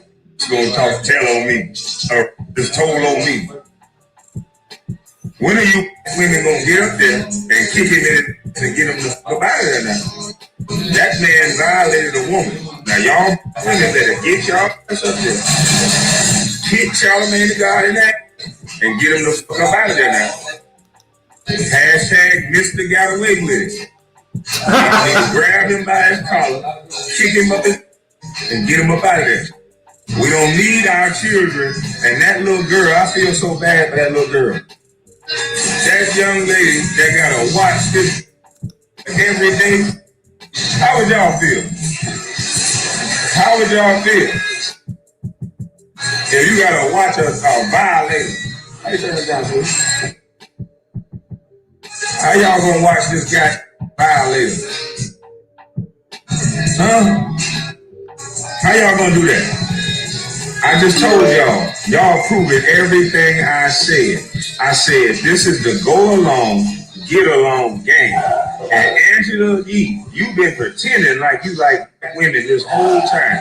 And you've been across the desk from a violating, he violated that woman. And you know God well what it would make a woman feel like if they gotta see her like that every day on motherfucking TV. What is wrong with you, woman? How the fuck do you sleep at night? Do you sleep in a coffin or something? Why would you let that man sit across from you, knowing what he did to that woman? Look, I'm gonna just say this. I'm not gonna play all of our brother, but of brother Kwame Brown doing this, but I want to show the one he did on Jamel Hill. But he goes in and ethers the Breakfast Club. I've had my issues with the Breakfast Club with stuff that he did. That they've done in the past. In particular, you know, Angela Yee, let me just say, Yee has always come off as idiotic with a lot of things she said in the past. Remember when they had Malik Yogurt there, and they had those 3 transgenders there shitting on, basically insulting straight people, insulting my intelligence, passing themselves off as women. And they want you to accept that and call you a bigot if you don't agree with it.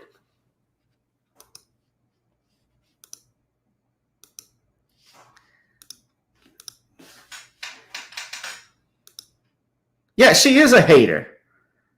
She's worse than a hater. She's an idiot. She's an idiot. The stuff that she has said and done in the past, notice is that she doesn't even appear when Umar has been on. And I know the Umar game that they run, shout out to TD Hip Hop. He did a great analysis of Umar's appearance on the Breakfast Club. And what they do is they bring him on to bring the ratings up. But then when Umar is out the building, they'll bring someone like Joe Biden on. And just a few weeks ago, remember, they were talking about Joe Biden and telling black people to go out to vote for him, even though he insulted everyone black and said, if you don't vote for me, you ain't black. I want to play the one he went off, Jamel Hill. Black Yoda. Good morning, Black Queen. Yeah, she's an airhead. Notice she's ask you a series of questions. She's absent when Umar is on. But I'm gonna ask you over on my YouTube channel because you said that I was all weekend I was being violent. So that leads me to believe something that is a little off about you. Miss Hill, man, I have children, Miss Hill. You just lied on me. You on deck. They sick a black woman on me. And this ain't got nothing to do with all black women because, you know, you guys are powerful, but sometimes, and I don't know this about Miss Hill yet, but I got a couple questions for her. But sometimes white zaddy can use our powerful black sisters to their advantage. So we got to call Jamel Hill to the square real quick to make sure she ain't one of them. Because what she said, by definition, was false.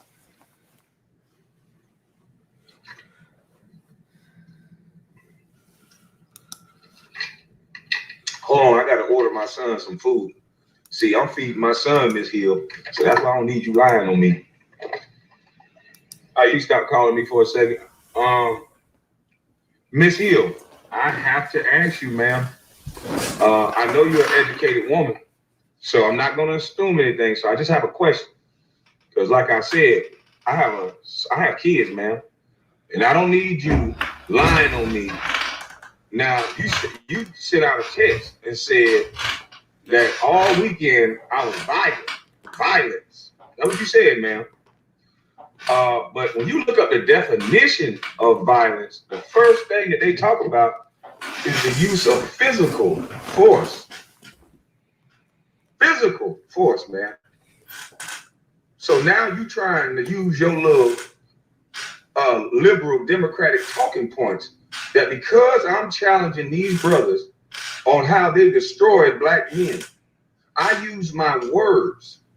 I was around my children and in my truck, around my family, or I was in a room by myself, and you use the word violence.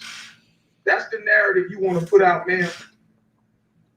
I think you're exposing yourself, Miss Hill, instead of standing next to a strong young black male. This is what they always do. This is the playbook. This is the playbook now.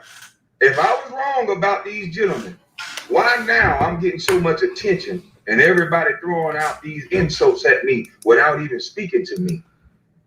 Miss Hill, man, I didn't use any physical violence with the intentions to destroy or abuse anyone, ma'am. I use my words, ma'am. Now, you too educated to lie on someone like that, Miss Hill. Haven't I been through enough, ma'am?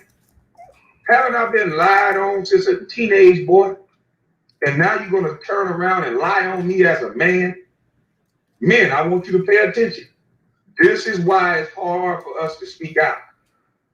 Because either they go get these effeminate niggas, that the first thing, the ones that roll in packs, and then they threaten on the side, or they go get some of our intelligent black women, and they use them as pawns to disrespect somebody she didn't even have a conversation with. This man don't know me. This woman don't know me from Adam.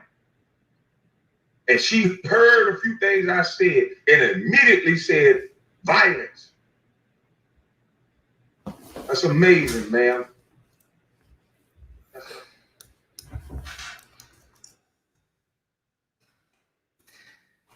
But I'm so glad he went in on Stephen A. Smith. Did RoboCop too much to hairline. get a guy who has been labeled soft, although he puts up 19-9, which only 11 other guys do?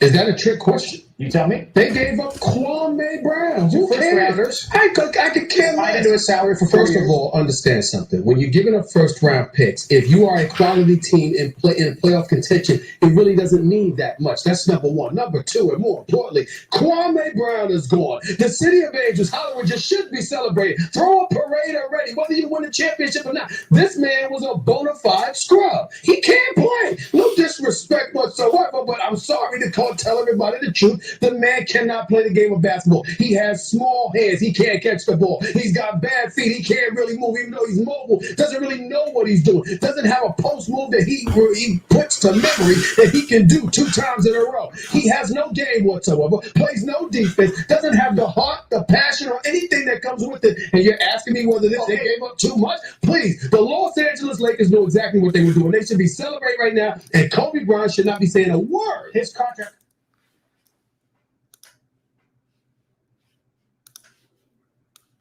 Remember this, guys.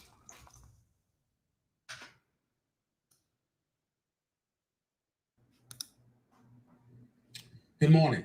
On Friday, speaking right here on First Take on the subject of domestic violence, I made what can only amount to the most egregious error of my career.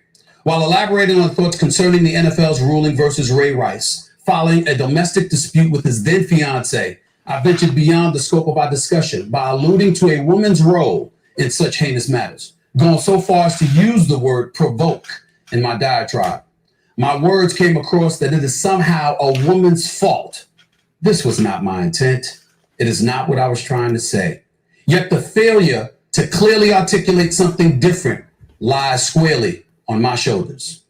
To say what I actually said was foolish is an understatement. To say I was wrong is obvious. To apologize, to say I'm sorry, doesn't do the matter its proper justice, to be quite honest. This is when Michelle Beadle called out Stephen A. Smith for that comment. And mind you, what Michelle Beadle did violated ESPN's social media policy. Employees are not supposed to attack their coworkers, right or wrong, on social media. But remember, it wasn't Michelle Beadle that got punished. This happened in 2014. Who did they punish? They punished Stephen. But I do sincerely apologize. As a man raised by the greatest mother in the world and 4 older sisters, I've religiously spoken out against domestic violence all of my life. I've done so repeatedly over 20 years in this business, as well as over these very airwaves right here on First Take. My primary reason for doing so is because I've experienced and dealt with the matter within my own family. Unfortunately, I did an incredibly poor job of asserting my point of view this past Friday. For that, again, I am truly, truly sorry. Now, I'm not going to play all of this crap, but you look at the comments here. People's like, what the fuck did he, this person says, what the F, did he have to apologize? He basically told women to be smart and stay away from dangerous situations. Ask them to stay safe. It's like telling kids, hey, make sure you look both ways before crossing the street. And someone responds, are you saying the kids are provoking pedestrian accidents? How dare you? Lord have mercy, ESPN, grow a pair. It was on this day that Stephen A. sold his soul to ESPN. He had nothing to apologize for. But remember, when Stephen A. Smith defended Mark Cuban for his comments about the comparison of Trayvon Martin and a man wearing a hoodie and a white man with a bald head, and Stephen A. Smith. Stephen A. Smith is a sellout. Said the following. Stephen A. Smith's an Uncle Tom. Stephen A. Smith ain't black. You ain't one of us. These are the kind of things that were said to me yesterday. Twitter, emails, friends didn't say that to me. What they did was they called up and tried to talk to me, to challenge me on my points of view. Those that are in my inner circle, family, friends, loved ones, they know that I have nothing but love for them, and I appreciate where they're coming from. But when I say I don't give a damn, I can't even emphasize that doesn't know justice. I stand by everything that I said yesterday, 10-fold, 100-fold. And I don't care who in the black community disagrees with me. I'm not interested in their disagreement on this particular issue because they're not looking at the bigger picture here. Mark Cuban, in the same breath that he talked about walking across the street from a black dude in a hoodie, followed that up by talking about the white dude who's bald-headed with tats all over his face and his body or what have you. Okay, well, let me just talk about that for a second. See, I remember when this happened. This was in 2014 when he made that comparison. That was a false comparison, number one, first and foremost. Because when you say a white man wearing with tattoos and a bald head specifically to a black man in a hoodie, and this was right after everything that was going on with the Trayvon Martin situation. There was two completely different things. Stephen A. Smith has always been a bootlick. I'm just going to say flat out, I thought he was that dude. And let's not forget what he did with challenging Kevin Durant. And let me say this, Kevin Durant, from all I have heard from people, he's a good dude. KD is a good dude. And he told KD, you don't want it with me. You don't want it with me. And Kevin Durant, and I know Kwame Brown has talked about this on his YouTube, he went in on, his mama even called out Stephen A. Smith.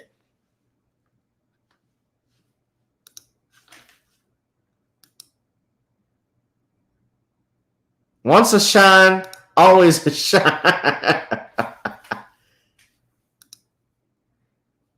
The African-American RoboCop headline he got. I really want to know who this nigga's barber is. I want to know. I want to know who his barber is for real. Steven. This bootlick. I mean, those guys at ESPN, they have no soul. And I'm not afraid to say it. Kwame Brown was 100% right about going in on black, of how ESPN operates and going in on black men, attacking black athletes. Look what they did with Floyd Mayweather during the Pacquiao fight. They wanted to talk about his domestic violence situation.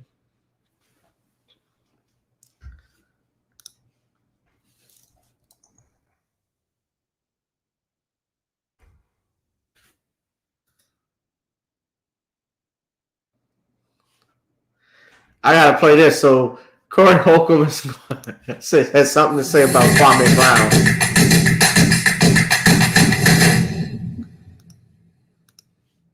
No, but I know. Kwame Brown been on the internet, motherfucker, giving it to niggas, man. You know what I'm saying? And I'm just saying, like, I don't know about all the niggas he talked about. They told me a little something about it. But Stephen A. Smith did. You made a living off talking about black people, and that's the truth. You shitted all over black people, and ESPN rewarded you financially for it. He said Stephen A. Smith bullied him when he was a teenager. Oh, damn. Bully who? That guy. Kwame Brown. Because Kwame was a teenager when he got drafted. How did he bully him? Oh, he's talking about when he was talking about him. Yeah, that's how he using his platform. Stephen A. Smith used his platform to talk shit about black people, and ESPN rewarded him for that. That's what happens with all of these motherfucking Walt Disney motherfucking productions. If you know anything about Walt Disney, do your research. Walt Disney was a bigot. Thanks. Talk that shit. So all these Walt Disney based ass motherfucking platforms like ESPN reward black men who will talk bad about black men. Tariq Nasheed did something about this. It's a form of buck breaking, like Tariq Nasheed was talking about. Yeah, 100%. And I gotta show this. This just came up. I was looking. We found Stephen A. Smith on the barber chart right here.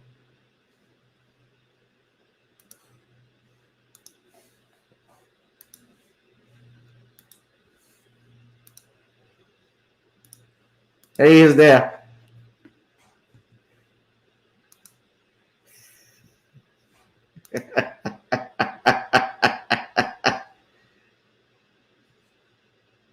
Clarence Boniger, you are under arrest.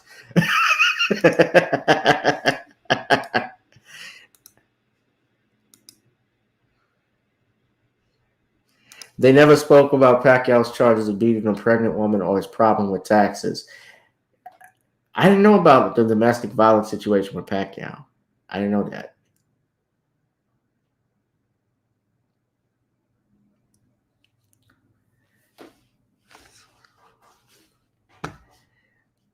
I mean, look, my line is going to, I'm getting older. It's a product of aging and genetics and stuff. But I keep my stuff trim. I got to go to the barber anyway, guys. Because I'm going to be enjoying the Labor Day weekend, the Memorial Day weekend, and take a little vacay.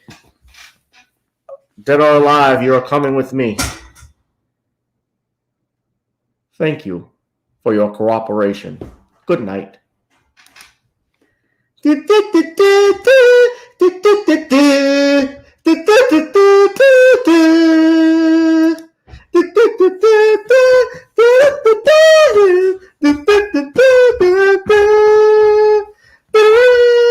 know, there's going to be a RoboCop part. There's going to be I guess it's part 2 to the original RoboCop that is in development. They need to let stuff die. Let it stay in the 80s. They keep rebooting stuff, and it's always shitty or worse than the original.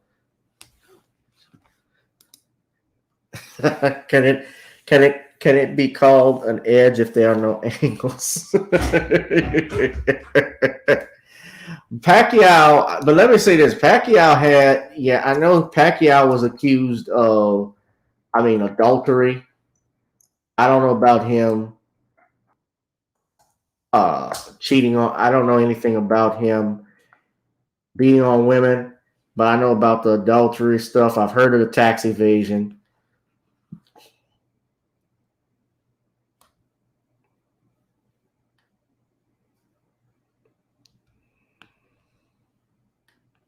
Steroids have always been a question. I've heard that.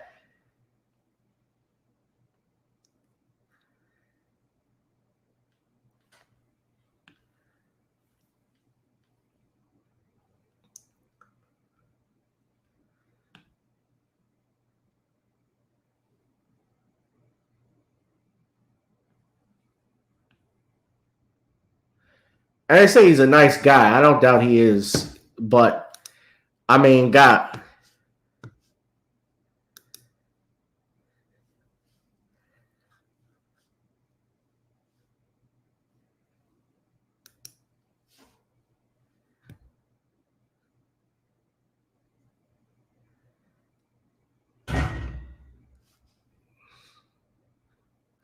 I see some stuff here, actually, James.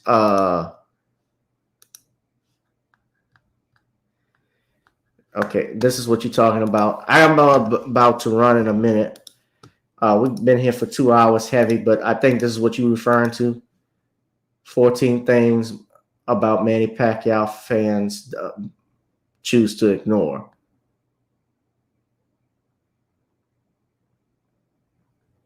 Tax evasion. Yeah, I remember that.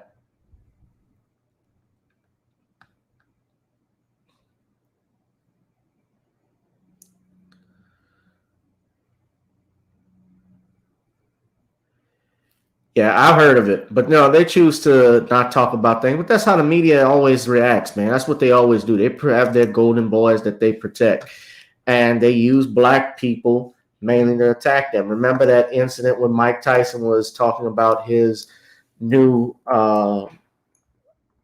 boxing, his biography, his Broadway play, Mike Tyson, Undisputed Truth, and the guy actually did this. Watch what happens here. I'm gonna play it. This was funny.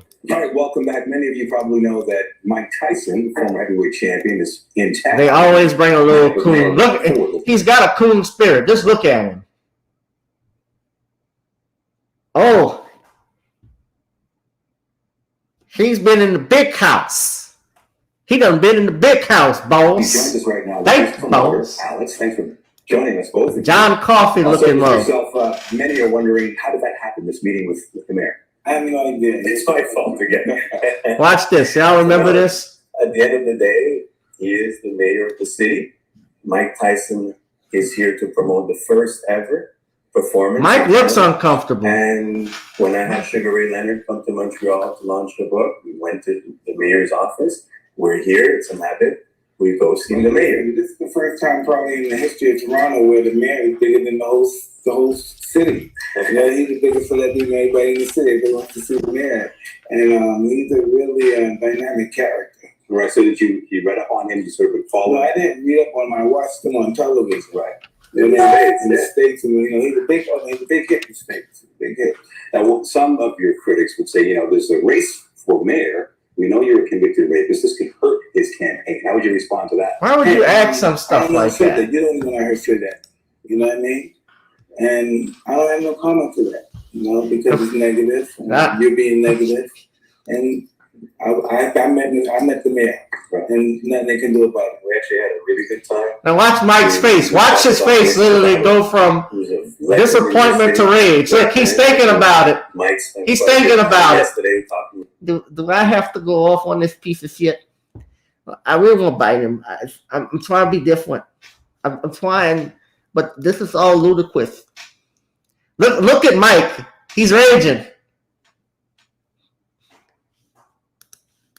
About his life, highs and lows. So interesting that you come across like a nice guy, but you're really a piece of shit. You know, we're he's holding back the uppercut. What you gonna do about it? All right, you got a show that you're doing tonight. We are. You know, a lot of people are wearing colors raw, and it's the real thing. Yeah, a lot of people are be there to see your show. Just tell us a bit about it. You know, It speaks for itself. Everyone saw the show. All right. It said Broadway production. It went to Vegas. It went to actually. Holyfield can't protect you, coon man. And we're really, really proud to bring it here, and we're actually going to Monaco. Buster Douglas ain't available. We're going to be in Monte Carlo. Right. Is it nerve-wracking for you to do something like this, or is it more nervous for you to box? How does it compare? It's more nerve-wracking for me to hear us talking to a rat piece of shit like you. Piece of shit. All right, we're gonna wrap up this interview. Thank you for coming in. Fuck you. That was perfect. We're gonna wrap up this interview. Thank you for coming in. Fuck you. Good. That look. He's like, it's like he tasted some bitter soup. At least he's still got his tongue and teeth. I gotta put this up. Unsunken One says, what's Stephen A. Smith's prime directive?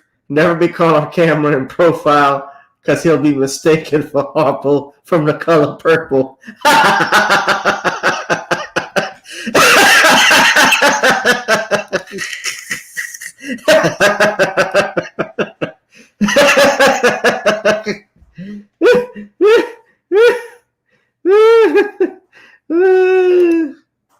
Prime directive. Prime directive. Always look to the left, never to the right, because the fade is even worse back there.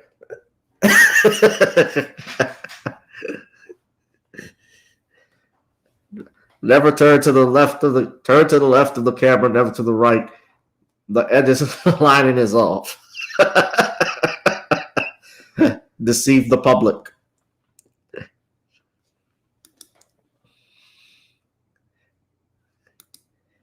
But no, but this is what you got to be careful of, people. These are our enemies out in the open. I think he's bravely stupid. I'm sure they told him to ask that, but they always get these black reporters to do that, so it's not a surprise when this stuff happens. But all right, so I'm gonna wrap this up, guys. This live stream was a great one. Please donate to the channel, to the Cash App, Gavin Richard Esquire, Google Pay, gavin.grich1@gmail.com. Jaleel, if you're still there, Jaleel says there was something. I won't post anything with SNL, but they did some type of Hollywood Square stuff online. Hope it's not dealing with Cosby or anything like that. But again, he shared it with me, but I'm like, who watches SNL? Nobody should watch it. Y'all please donate to the Cash App. Donate to the Cash App, Gavin Richard Esquire. I'm going to enjoy the rest of this Sunday. You guys be safe, be blessed, and enjoy your day. Find something nice to do, and do something nice for someone. Give back. Give back to people. Give back to the community. Give back to others who need it. So enjoy the rest of your day, guys. I'm out. All right? So this has been another edition of Gavin Richard Presents here on channel GBoot 2786. Gavin Richard on Facebook and on Periscope Gavin Rich 2786, as well as those on my self-entitled Facebook page, Gavin Richard. I'll holla, ladies and gentlemen. Hope you all be safe and be blessed. And